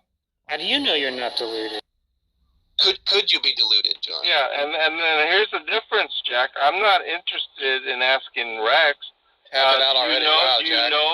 Do you know that? How do you know? Like, I really have no interest in even asking because my belief has nothing. Hang on, my belief has nothing to do with Rex personal. I keep telling him it's nothing personal. I just believe that all humans. I believe that all humans know that God exists. And being that he is a human being, once again, has nothing to do with what he claims to know, what he believes to know. Hurry up. Nothing Land whatsoever. Land the plane. So it is a case that it is not even that he's able to demonstrate his belief or justify his belief or nothing. It is just a case that I have a propositional attitude that has nothing to do with his claims. Hurry up and land the plane, bud. Okay, so anyways, as Jack said, I mean, I was skeptical when Jack said, this is just going to cause all kinds of problems in the future. And I said, no way, man. Let's just test this out, right? I don't believe him. Right, so I said, John, do you believe that you believe in Jesus Christ? And I said, I know I do. I'm so embarrassed because it was not even 5 seconds later where he ran into major problems on his Band-Aid. There's no problem there. Global skeptic. Now, I'm saying this, right? When he asked me, right, I said yes, and not only so, I have a knowledge, right, which is also a belief.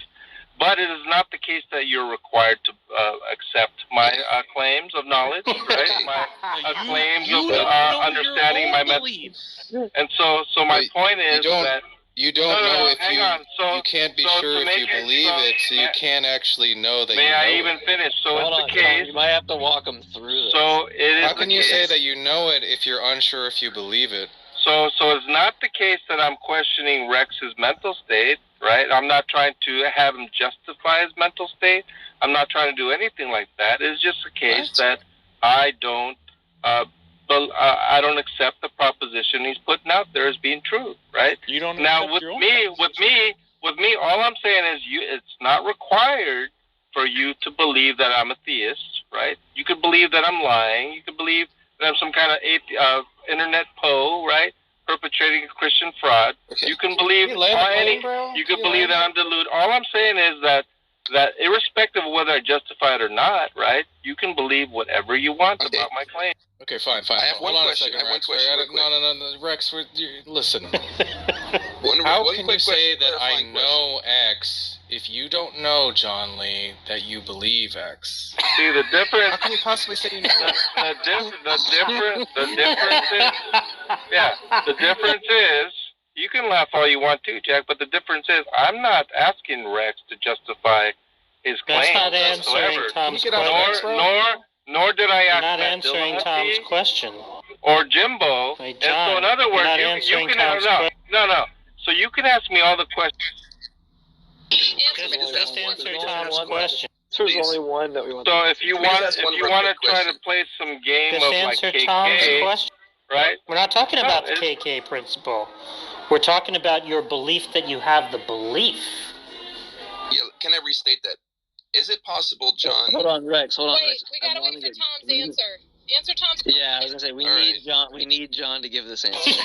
How is it that you know X if you don't know that you have the belief that X? Right? So you claim you know. What does he claim? That he knows that God exists? No, that was not the claim. He believes that he has the belief that he believes God is. I know that I believe God exists. That was. Oh, Okay, you I just want to know that rephrase wait, what you're you saying. know Rex, that you hold believe on. that God exists? Yes, that was the claim, Jack. Wait, but how is it that you know you have the belief that you know that God exists? So in other words, my claim is such that I know I believe God exists, but you don't have to believe that I know or even believe. I didn't ask you that. And so all I'm saying is, in regard to the situation of you guys asking me, Did you not right, hear the question? How do I know? How do I know I believe? These type of things are relevant because you're more than entitled to be skeptical. Just as I'm entitled. Just as much. May I finish, please? Just as much as I'm entitled. The question. Just as much as I'm entitled You're not answering the question. disbelief. You're not answering the question. Right. So you claim that you know that you believe that God exists, right? That's correct. So that means you have something like a justified true belief that you have the belief that God exists, right? So how is it that you know you have that belief? Not the belief that God exists, but the belief that you have the belief that God exists. Yeah, and as far as you can laugh all Here it is. You can laugh all you Here's want. the dodging. Yeah, you can laugh all you want. What's I mean, it is not the case that I even need to justify what I'm claiming to We didn't ask you Neither does whether Rex. you needed to justify. And neither does Rex. I could attempt to. Why do you keep talking about Rex? I could attempt Jack, to. Jack, you have to probably say it again because I don't think he's like. No, he doesn't understand the question. I don't think. No, of course I understand the you question. even understood what you said. No, of course I did. The point here's is, the problem, John. So hold on, guys. I'm not convinced he did. So why don't you repeat it back so that we all have an understanding? he's just asking me, how do I know that I believe that God exists? That's all he's asking. That's not what he asked. How do you know that you have the belief that you have the belief that God exists? How do I know that I have the belief? Yeah, like why would you even? Yeah, why would you even think that you have that belief? I don't.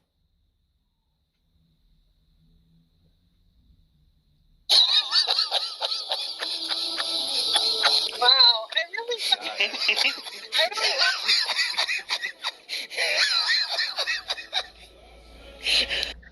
John, you've just been caught with your pants down, folded No, like not a at all. John, you know what the problem is? Look, you're saying, I know I have the belief, right? And anything that you know you must believe, correct? But the problem is, earlier you said that you could be wrong about your second order beliefs, right? Yeah, people can be wrong about their second order beliefs. So your belief that you believe in Jesus could be wrong. However, you know that you have that belief, John. That's right. If you're saying that I could be deluded, well, certainly I could. So in what sense do you know? That would be. If you were deluded, it wouldn't be true. Yes. So John. the difference is, right?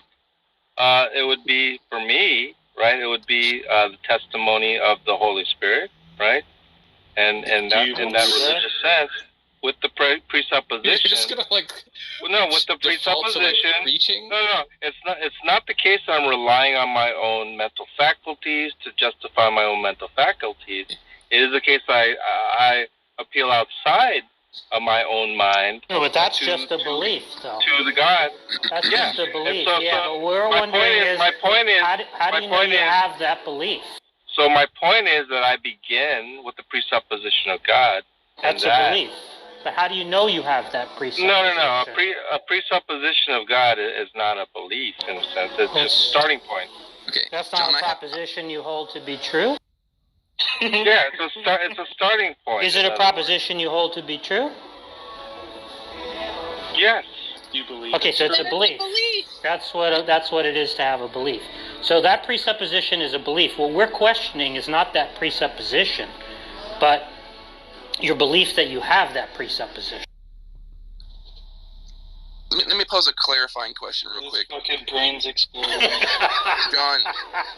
Band-Aid theology. Band-Aid theology. More like theology in special ed class. Yeah, and like I said, whether you question the belief that I have a belief in the presupposition of God is really irrelevant to me. It's you're more than entitled to for whatever arbitrary reason. What do you mean by irrelevant to you? Yeah, it's your choice to arbitrarily, without any objective basis whatsoever, to lack the belief that I have a belief in the presupposition of God. Well, what's your basis? The only thing.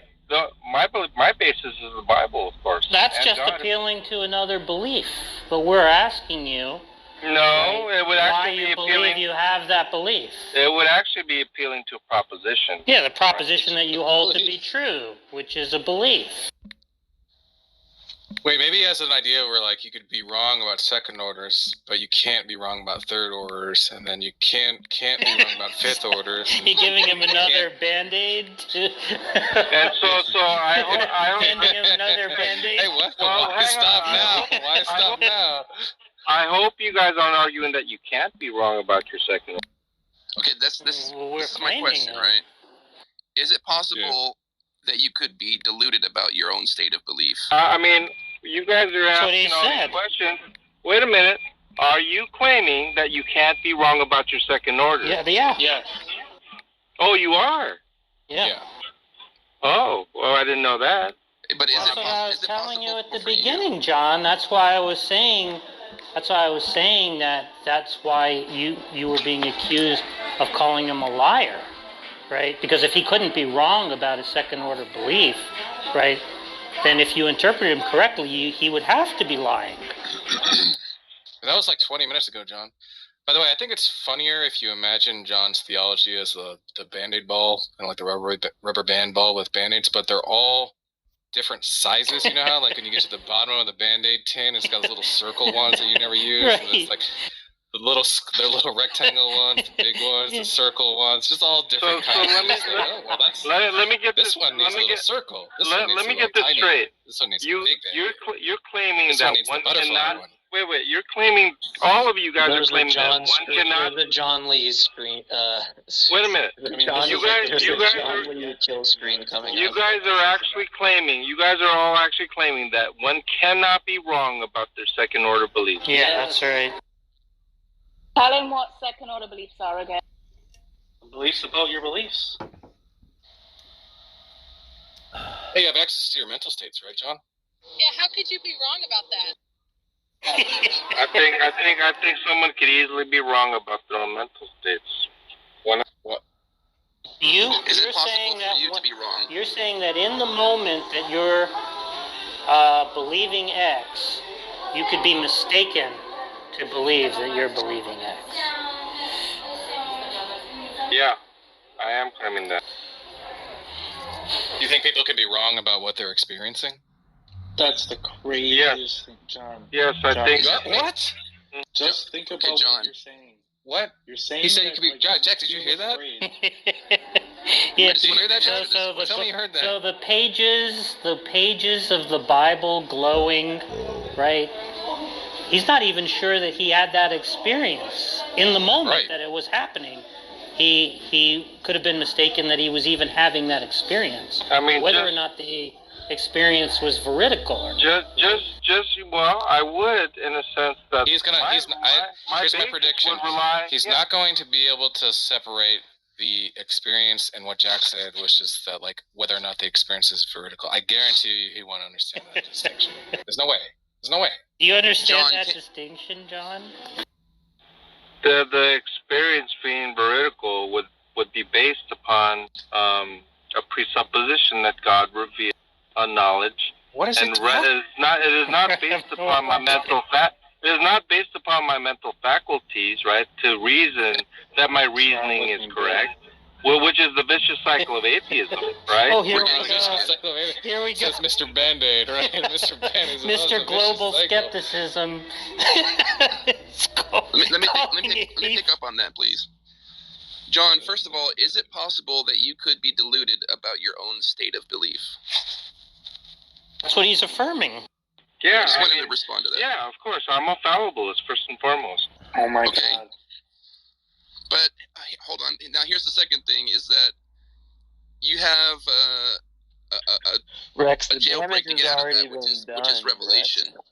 The damage is already done. There's nothing that needs to be added. I think I could listen to you more if you didn't have this, like, weapons-grade vocal fry. What is going on there, bro? You okay?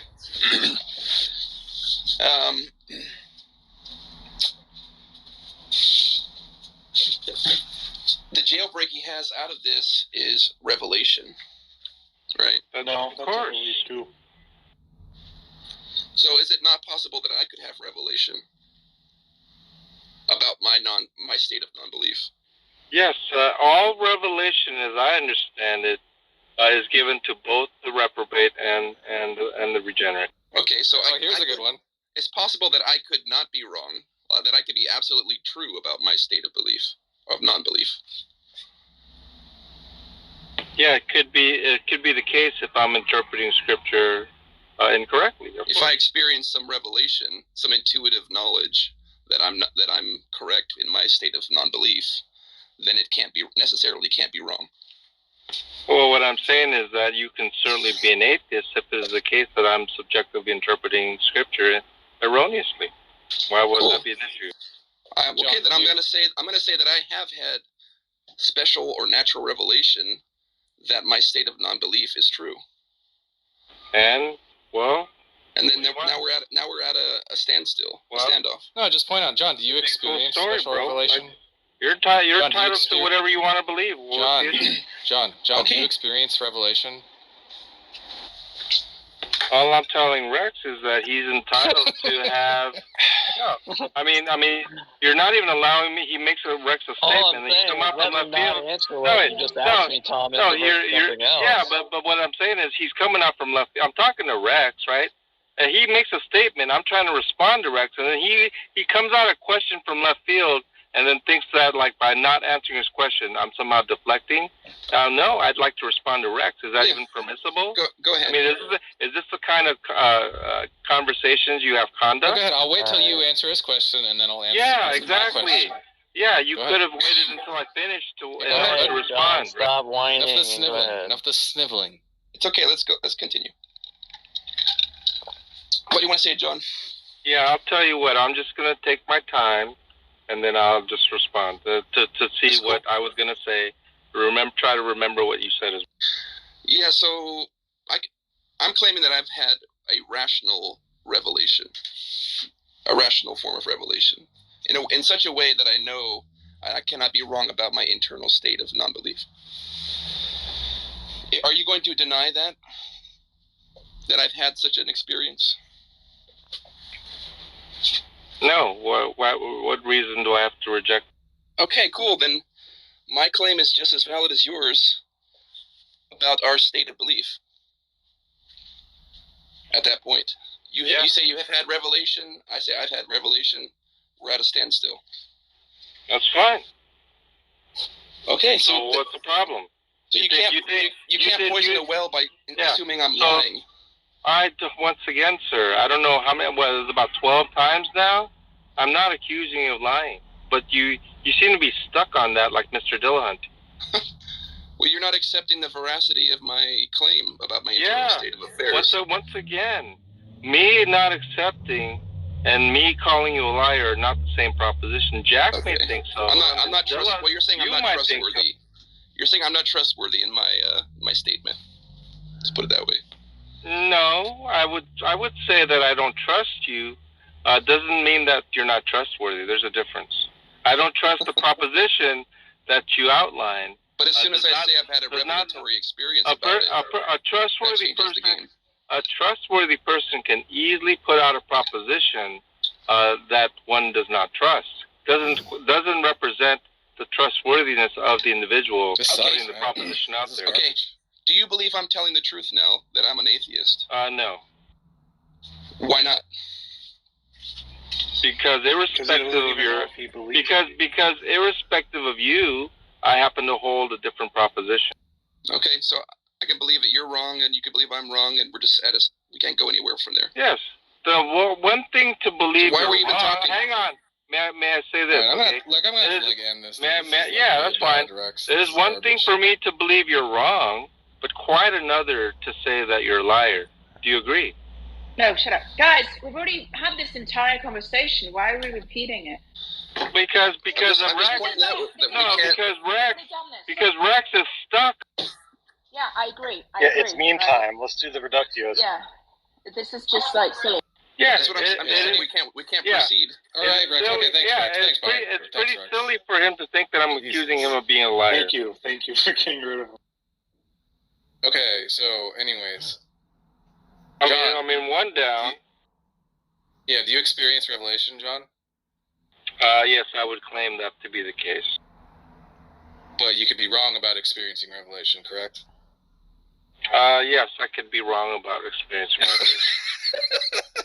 So you don't know about it, I thought in the past you said you couldn't be wrong about the existence of God and your revelation. No.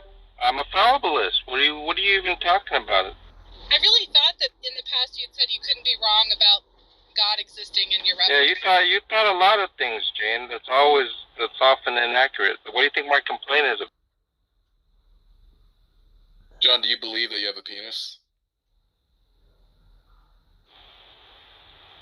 Of course. But you could be wrong about your belief?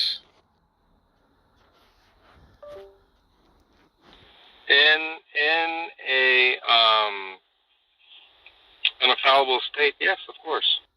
You could be wrong that you believe you have a penis. Nice. That is correct. Every time you look down, you could be wrong about that. But I certainly have psychological certainty, and so even I can still claim knowledge with reserving the proposition that I could be wrong. There's no problem with that. You can't have psychological certainty either, because you're not certain you have a psychology. No, I would disagree with that. One can have knowledge, and that I understand that one can be wrong, because it's not a philosophical knowledge; it's a psychological knowledge. Certainty is a type of mental state, and you're not even sure about your mental states. Like I said, that with respects to psychological certainty, that would, to me, represent knowledge, and that knowledge can be fallible. So where's the issue? Do you believe you have psychological certainty? I would claim to know that. If you know it, you believe it. Necessarily, of course. So you do believe you have psychological certainty? Yes. The knowledge, Okay, the claim of knowledge necessarily represents the belief. And so because the problem is, you're asking, do I believe? And I say, I know. You pretend as though I did not answer your question. No, I didn't. By saying I know. That's a fucking lie, John. That's a fucking lie. I completely responded to your question. I said, how can you know something and not believe it? So I'd like you to retract that. I didn't pretend you didn't say shit. So my answer once again is Now, yes, I know. I'm waiting for a retraction, John.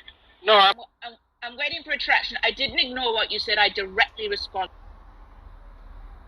Go ahead. So you asked me another question when I answered. You asked me a question. I said, you asked me if I believe. I told you I know. Yeah. And then you asked me if I believed again. Why did I ask you Why that? would you do that? Because knowledge is a subset of belief. That's why. And you cannot. Are you now saying that you can know something and not believe? Once again, you asked me if I believed. I told you I know. And then you asked me if I believed again.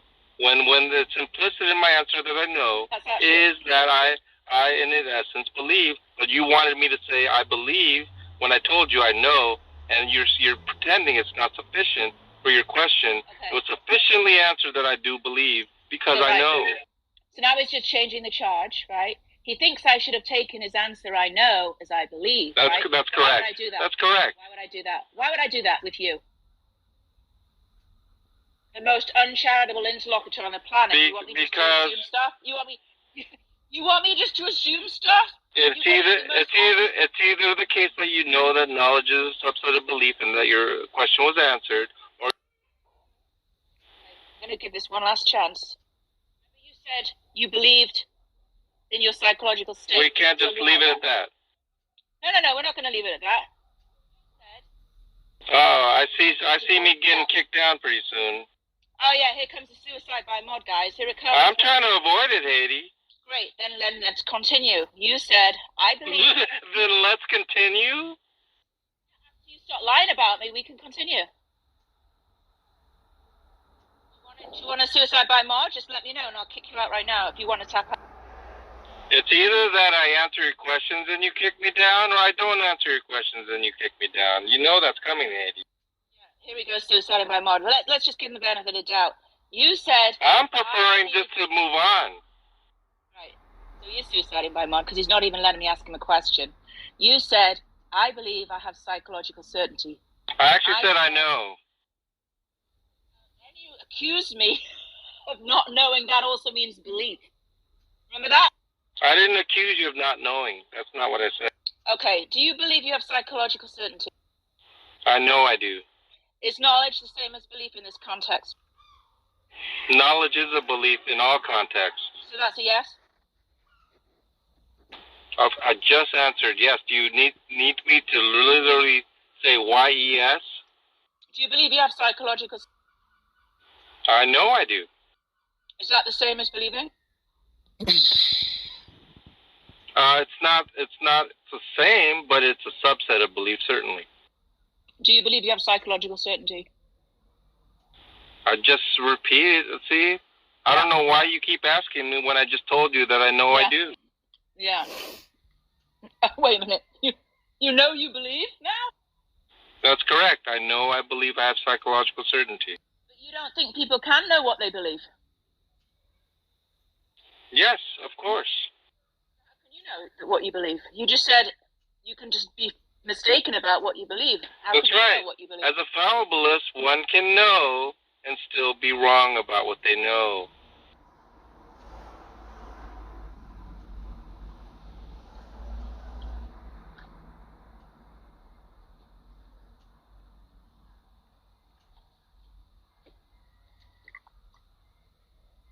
If you're fallible about it, you don't actually know what you believe. You could be wrong, right? You don't know for sure. That's not what fallibilism represents, Sadie. I can give you a source on that if you want to look at it. SCP. Do you know in such a way that you can't be wrong, that you believe something?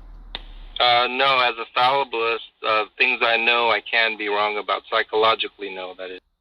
So you don't have psychological certainty then? No, I do have psychological certainty, and that certainty can be wrong. So you're uncertain about your certainty? No, that's not the case.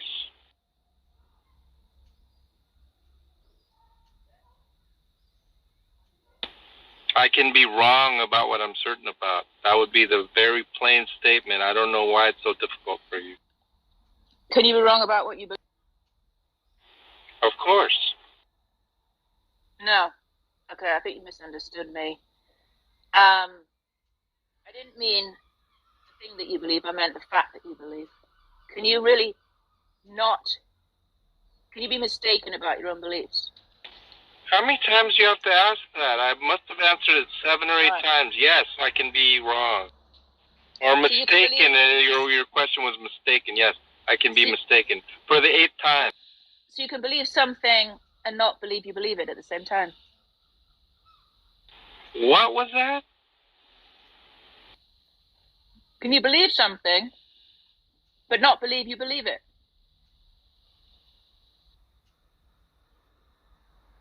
Can you believe something but not believe you believe it? Correct. I don't even know what that question even. Well, it's entailed. Sure, you know what it means. I can try to analyze it. Can you believe something? I can't even repeat it. You believe something, but not believe that you believe it. No. No, you're not being. No, it's not a contradiction. That's essentially what you're saying, right? People about atheists. Atheists believe God exists, but they don't believe that they believe it. Well, I don't know, but upon listening to your question again, my answer would be no. No what? She asked me, can you believe something and not believe that you believe it? And my answer was no. You're contradicting yourself. You're contradicting yourself. I just literally answered her no. No, but you're contradicting. Look, John, your claim is that atheists believe that God exists, right? So if they're not lying when they say that they don't believe that God exists, they must not believe it, but be mistaken about their belief. Yeah, just claims of belief do not necessarily represent belief, and so exactly. It is not the case that one cannot believe, because a claim of belief is different than an actual belief. No, listen. The first question was, hang on, let me finish. The first question was, can you claim to believe something and not believe that you believe something? My answer would have been yes, but it is not the case that she said, can you claim to believe something and not believe? She asked, can you believe something and not believe? In that case, no, it is a contradiction. You're not understanding. Your view is, right, that everybody believes that God exists, right? That would be correct. Right. Now, somebody says, I don't believe that God exists, and they're not a liar. That means, right, that they believe that God exists, but they don't believe that they believe that God exists, right? No, they believe that they don't believe that God exists. That would be the proper. And that belief is false. Not talking about that. Well, I am. Listen. Everybody believes that God exists, right? So everybody has that belief. That's your view, correct. Right? That is my view. Right. Now, if somebody says, I don't have that belief, right, and they're not lying, right, then that means that they have the belief, but don't have the belief that they have the belief. Yeah, I would say they're not lying because they believe that they don't have that belief. And so if a person believes that they don't have that belief, then they are not lying. But they don't have that belief, and so their belief is false, and so a false belief is necessarily a delusion. Does that make sense, Jack? The point is... Would you like to respond to that? The point is they do have the belief that God exists, right? Right. But they don't have the second order belief that they believe that God exists, right? They don't have the second order belief that they believe God exists? That's right. I have to look at what... I'm trying to understand what you... So the first order belief is that God exists, right? We know that on your view they have that belief. Right. Everybody believes that God exists. Right. It's not the case that everybody believes that they believe that God exists, right? Otherwise, right. People who say that they're atheists would be liars. Or deluded. So no, I'm saying otherwise they would be liars. Or deluded. No. I'm saying if they're not deluded, they would be liars. Oh, if they're not deluded, well, it can be. There's more options than deluded and liar, Jack. What are the other options? It could be that they're lied to. Lied to by whom? By a deceiver. But then they would be deluded. No, if one can be lied to, and express what they've been lied about, it doesn't mean that they have the false belief. They just have an erroneous belief, a factually incorrect belief. That doesn't necessarily represent delusion. Fine. Everybody's either mistaken, right, or a liar, right? Well, I mean, across the board, they would be mistaken. Even a liar is mistaken, right? No, a liar is not mistaken. A liar knows. Okay, yeah. Okay, so you gave the wrong answer to Hades' question, right? No, I did not. So we just went over this, right? Everybody has the belief that God exists. That's correct. Right? Yeah, so that's the first order belief. Okay. Now, not everybody has the belief that they have the belief that God exists, right?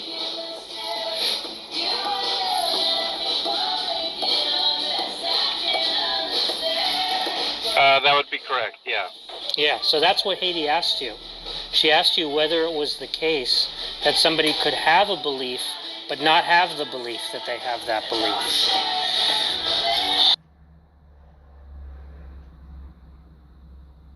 No, her question was different. Haiti, was that your question?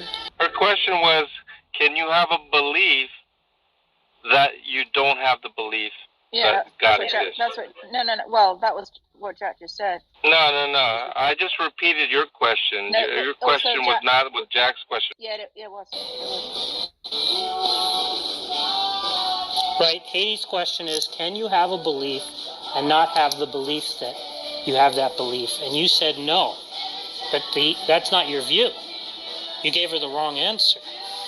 No, her question was, can you have the belief and not have the belief? That's just what Jack said. You just repeated it. That's just what Jack said. Same. You gave her the wrong answer, John. Yeah, no, she put a conjunction out there. You put a preposition out there. They're different statements. What are you talking about? She said. Your question, if written out, you can see the difference. You used a preposition. She used a conjunction. What are you talking about? What do you mean by preposition and preposition? You said, can you have a belief and not have a belief that you have a belief? That's what you asked me, Haiti. Jack asked me, can you have the belief that you have, well, it'd be a clause, not a preposition, that you have, that you don't have a belief that you have a belief. Yeah, they both mean the same thing. No, they don't mean the same. Yeah, they do. What is he talking about? Because the and is referring to the same thing that the that is referring to. No, it's not. That's what I'm trying to say. If you examine the grammatical structure, they're not the same question. They're referring to the same thing. No, they're not. They're both referring to the belief. If you want to rephrase your question, Haiti, that's fine, right? Go with But if you're going to stick to your original exact wording, which I listened to, you ask, can you have a belief and not a belief? Right there, you don't have to even go further. Okay. No. No. She asked, can you have the belief that X and not have the belief that you have? That's not what she said. That's not what she said. She said, once again, now you're putting words into her mouth, Jack. Look. And what she said was, can you have a belief and not a belief in? Okay? You're saying, can you have a belief that, which she did not say, and not a belief that. That's not what she said, Jack. That's what I'm trying to tell you. Okay, great. He's just kill screening right now.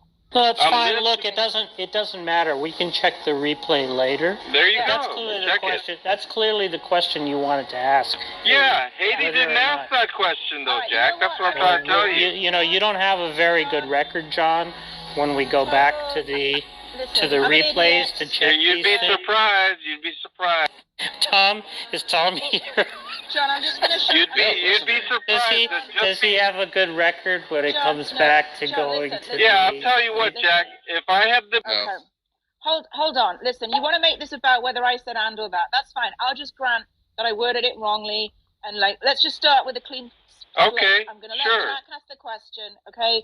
So answer Jack's question. Let's just forget I ever said anything, because perhaps he's putting the question in a better way than I did. That's fine. That's fine. Yeah, that's fine. That's fine. But all I'm saying is I did not contradict. I mean, I did. The answer to You your understood question, her to be asking a different question. Fine. Absolutely. We can grant that for the sake of argument. Sure. The point is, I'll answer your question. How about that? You agree that it's possible for somebody to have a belief, but not have the belief that they have that belief. That's the question you want to ask, Katie, right? Have a belief in what? Doesn't matter any belief. The point is, somebody can believe X, right? But on your view, it's possible to believe X without believing that you believe X. He's thinking about whether he's going to get in trouble. No, I'm not. I'm literally, so you can laugh all you want, but I'm literally trying to understand your question, Jack. No problem, John. Take all the time you need to make sure you don't make a mistake that you'll regret. I don't really care if I make a mistake or not. You can loop it all you want. That's I care one about interpretation. I care about answering the question. I really don't care about sound bites. Global skepticism's not so bad, John. It'll be fine. John, do you have the first aid box out? They can't do that. You don't know anything, John. Global skepticism. See, the reason he was saying I worded it differently was to avoid answering the question. He just wanted to get in an argument about grammar, right? So that's why I said, fine, I got it wrong. No, you asked me a question. He's doing it again. Is it possible to... See, he's doing it again. He doesn't want to answer Jack's question, right? So he's deflecting to Oh, wow. How many times you got to mute me? Go ahead. If you have... Listen, Jack, if you have a different question, I'm more than willing to listen to it. You just asked it. Yeah, no. I'm trying to understand very carefully. Okay. Maybe I would ask it again. Because the argument was... No, the problem was that you guys were claiming it was the same question as you, Haiti. It was not. It was not. That's fine. You want me to say it again? Please. John? Please. Yeah. So, on your view, it's possible to have a belief, but not have the belief that you have that belief.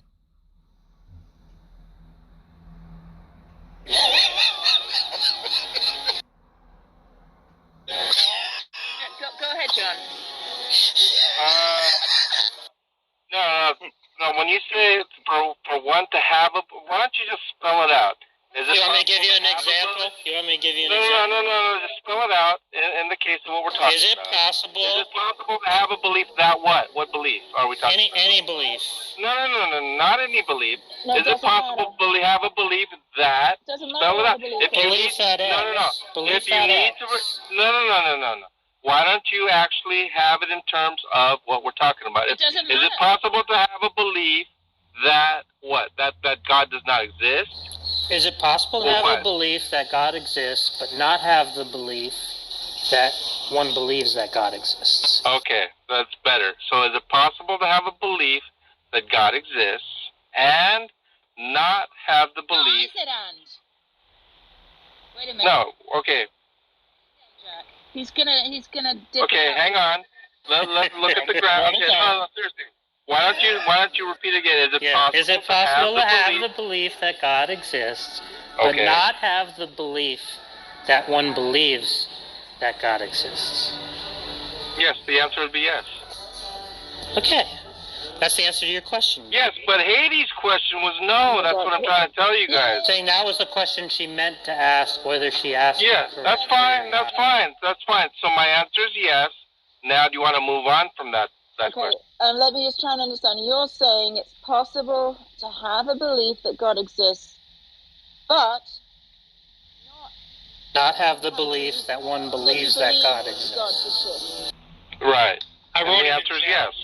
I wrote it in chat in case you need to refer back. Okay. So I don't. But I guess how does that work exactly? How can you have a belief?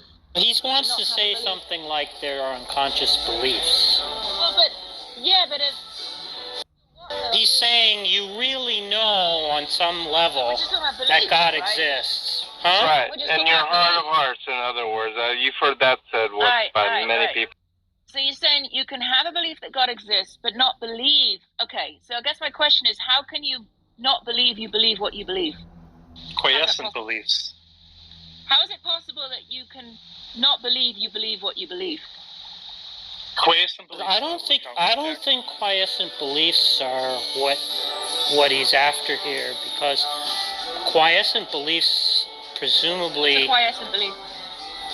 Well, they're beliefs that are not present to mind that you have. So, like, we might say that you believe that your brother lives in England, but you're not necessarily thinking about it at the moment. But nonetheless, you have that belief. Yeah, but right? I don't. How could I believe that? How could I not believe that I believe my brother lives in England? I don't. It doesn't make sense. Well, I think the route they have to go is going to be something like psychoanalytic phenomena, something like repressed belief. Suppress the truth and then write. Okay, but belief is what is it? You accept the proposition to be true? Is that what a belief is? Yeah. Mm-hmm. So how can you accept it's true, but also not accept it's true? Yeah, well, I don't think it's like a straightforward. I don't think there's some simple solution to the paradox, you know. But the point is, there is an everyday notion, right? Like somebody might say, you have unconscious resentment for your father, right? If you ask them about it, they're going to say, no, I don't have unconscious resentment towards my father, right? And presumably, if we accept this kind of model, right, which is a very common sense model. I mean, you know, the average person probably believes something like this, right? That you're going to say it's true that they aren't aware that they have this resentment, but nonetheless, we can demonstrate a pattern in their behavior that sort of shows that they really do have the resentment, whether they're aware of it or not. Yeah, that's an excellent example, Jack. Yeah, but they still believe that they don't. Yeah, that's right. That's what John is saying. He's saying everybody has this suppressed belief that God exists, right? But they're not aware that they have this suppressed belief. If they're not aware of it, then they don't believe it. Well, you could say that, right? I'm just saying that the model that they're proposing is going to be one where beliefs are not, let's say, constitutively self-known, right? So on one model of belief, to have a belief is to know that you have it, right? And to believe that you have a belief is to have that belief, right? So in other words, there's going to be sort of like two conditions. We could call them transparency and authority, right? So transparency is the idea that if you believe X, you also believe that you believe X. And authority is the idea that if you believe X, you believe X, right? We could call that the constitutive self-knowledge view. They're proposing a different model. They're saying that first-order and second-order beliefs can come apart. But I don't understand why you guys are all laughing about it as if something's so obvious. I mean, it's like you guys laughing about it to make it true or something. Well, the laughter is about where you're going to end up, in the future, with this Band-Aid. Because I think it's probably going to cause you problems. You can take it down the logical path all you want. I don't mind. I mean, I'm comfortable. Big talk. There's no problems. Wait, is that an appeal to ignorance there? No, when you say there's no problems? No, well, how about this? No problem yet. How about that? Okay. No problem yet. Well, at least that's how it looks to you now. But you might be mistaken in your thinking that what you believe is that there are no problems. Well, I'm willing to, if there's a problem, I'm willing to explore it. At least that's what you believe you think right now, but maybe you're mistaken about that. No, it seems as though you actually are accurate in understanding what's going on, yet this is a Calvinist view. I understand. So you actually represent it. It seems you understand, but I still see no contradiction, some sort of incoherence. I mean, it's just a different model, just like you said, Jack. I mean, so what's the problem? I don't know where Haiti was going with it. I was just trying to explain to her how the model works. So I understand John's model now, but I think what you're saying is if we apply that model to other things he claims, it's going to be a problem. Right. That's my prediction. He could be suppressing that he believes God exists. Yes, exactly. He could have a suppressed belief in atheism. No, I think I get it. So you guys are saying it's problematic in a sense of my own psychological certainty, knowledge, beliefs, and right. This is this your claim, Jack? Well, that I can't be sure of anything or whatever you want to claim? Well, you can't say what your psychological state is anymore. I think is that one of the problems? Well, I think there probably are skeptical worries that come with abandoning constitutive self-knowledge, but it's not as though that it's a completely fringe view in the field. Like a lot of naturalists. Yeah. A lot of naturalists have a view like this, for example. But doesn't he claim his justification is like epistemic for his belief in God? That he has epistemic justification, and wouldn't that put that in doubt? Well, see, when John talks about revelation, I'm not exactly sure how he understands that. You know the taste of it, experientially know. Is that a justified true belief? No, it's not. And so I think philosophers also talk about acquaintance, knowledge. So you think? So is that knowledge a justified true belief?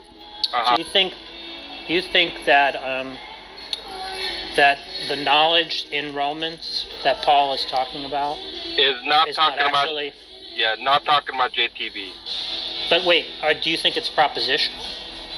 Do I think it's propositional? Yeah, because acquaintive knowledge is usually taken to be a kind of non-propositional knowledge.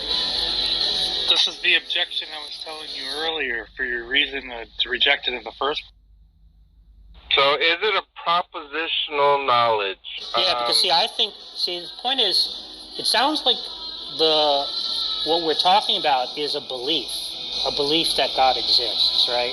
But rather than use the word for belief, right, they use a word for knowledge, a word that's translated as knowledge, right?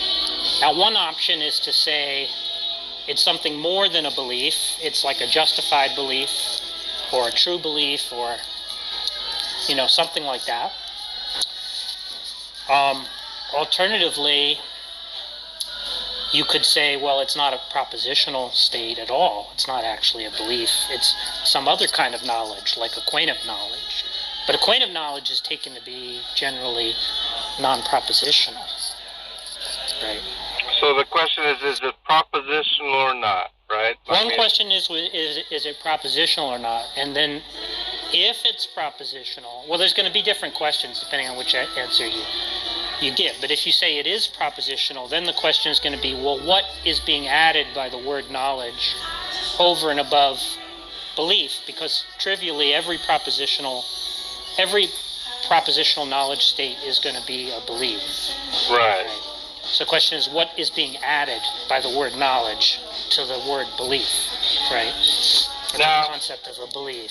But if you say it's not a proposition, then we're going to sort of try to understand, well, we're going to probably go along the lines that Albedo was trying to go with, thinking about it non-propositionally, like what the implications of that are, because it seems problematic on its face to say it's merely acquainted. Yeah, but I mean, maybe there's a way to work it out. I don't know. I'm not exactly sure where Albedo was going, but yeah, it seems like an odd move to make in the dialectic. Yeah, I would literally have to investigate, Jack. I can't tell you offhand, but I can tell you what I think it is. Now it would just be that I'm not sure. I literally would have to investigate it, but I think it's a propositional knowledge. When I think about the word gnosko, which is a derivative of gnosis, and everyone knows gnosis, right? And then you use the word epi. So epi, like epidermis and things like that, and so epigenetics. And so when you use the word epi there, and then for the derivative of gnosis, I think it's propositional. I mean, I'd have to look into that. Yeah, so if it's propositional, then the question is, presumably they're using the word know rather than believe for a reason. Now, it could be that they're just saying it's true, right? Because usually the one thing almost everybody agrees on is that if a proposition is known, it's at the very least a true belief, right? Like sometimes people don't even think justification is required for some kinds of knowledge. It just has to be true. Right. Definitely the implication is, of course, it would be that it's true, right? It would be a true belief at the very least. Yeah. Question is it merely true belief? So the question is whether justified goes into there. I mean, yeah, or some other condition.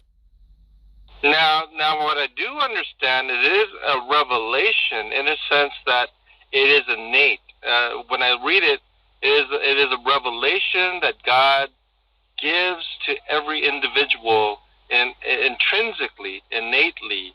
But it is not it also represents a necessity of the recognition of, as Veckel would say, maybe the flowers or the trees or something like that. So there's definitely that connotation of some sort of evidence-based. And so I don't know how to explain it other than that's what it's kind of seemingly going to. Yeah, it's tricky with the word recognition because that's sometimes used to signify some acquaintive relation. Right, and so that's a good question. Is it propositional, or the other one was what? Well, non-propositional. So. Okay, or non-propositional. Yeah, I think I would lean toward it being propositional. So it could be that when Paul says everyone knows that God exists, what he means is everybody truly believes it. Yeah, that would be very accurate to say it that way.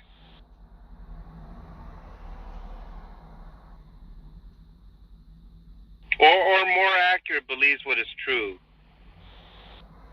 Yeah, it's just that it's going to be a little bit misleading because it seems like when people like Darth Dawkins say everyone knows it, he's saying something stronger than that, right?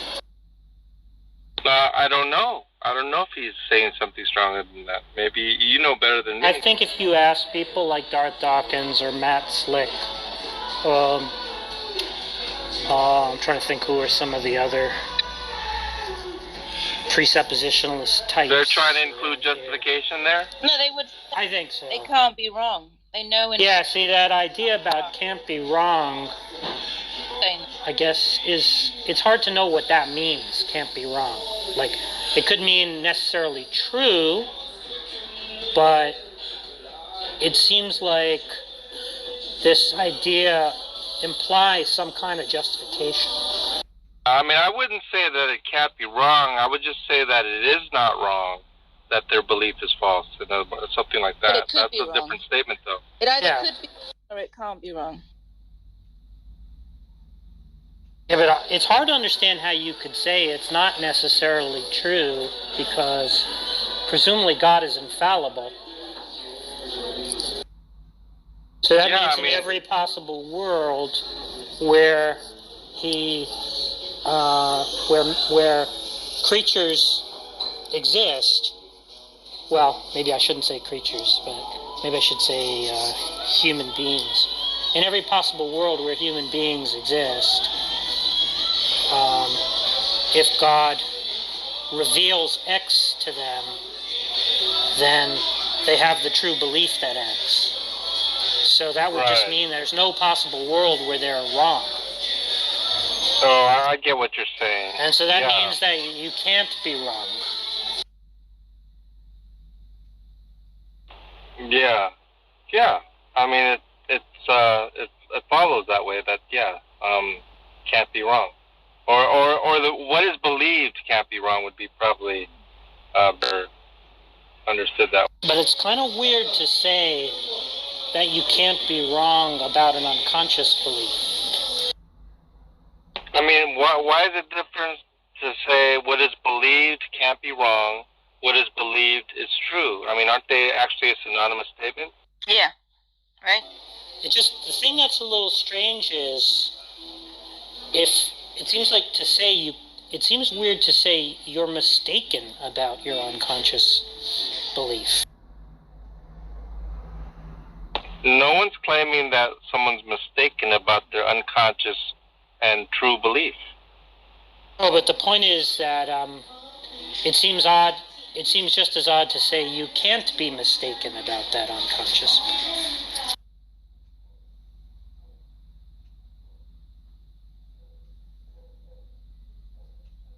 It seems like when presuppositionalists use this language of cannot be wrong, that they're talking about a second order kind of fact.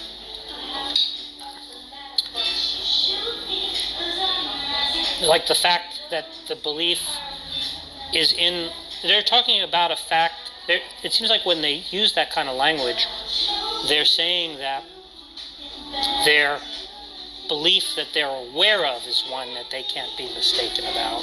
Yeah, I think it's better stated this way, Jack. Like, it is not the case that they can't be wrong about their beliefs, because they can be wrong about their beliefs, right? Their attitudes and so forth. But the proposition, which is different than their beliefs, right? The proposition itself can't be wrong. Metaphysically, it is true. And so they have a true belief, but it has nothing to do with because of their propositional attitude, of which they can be wrong about their attitude. No, but the point is, you're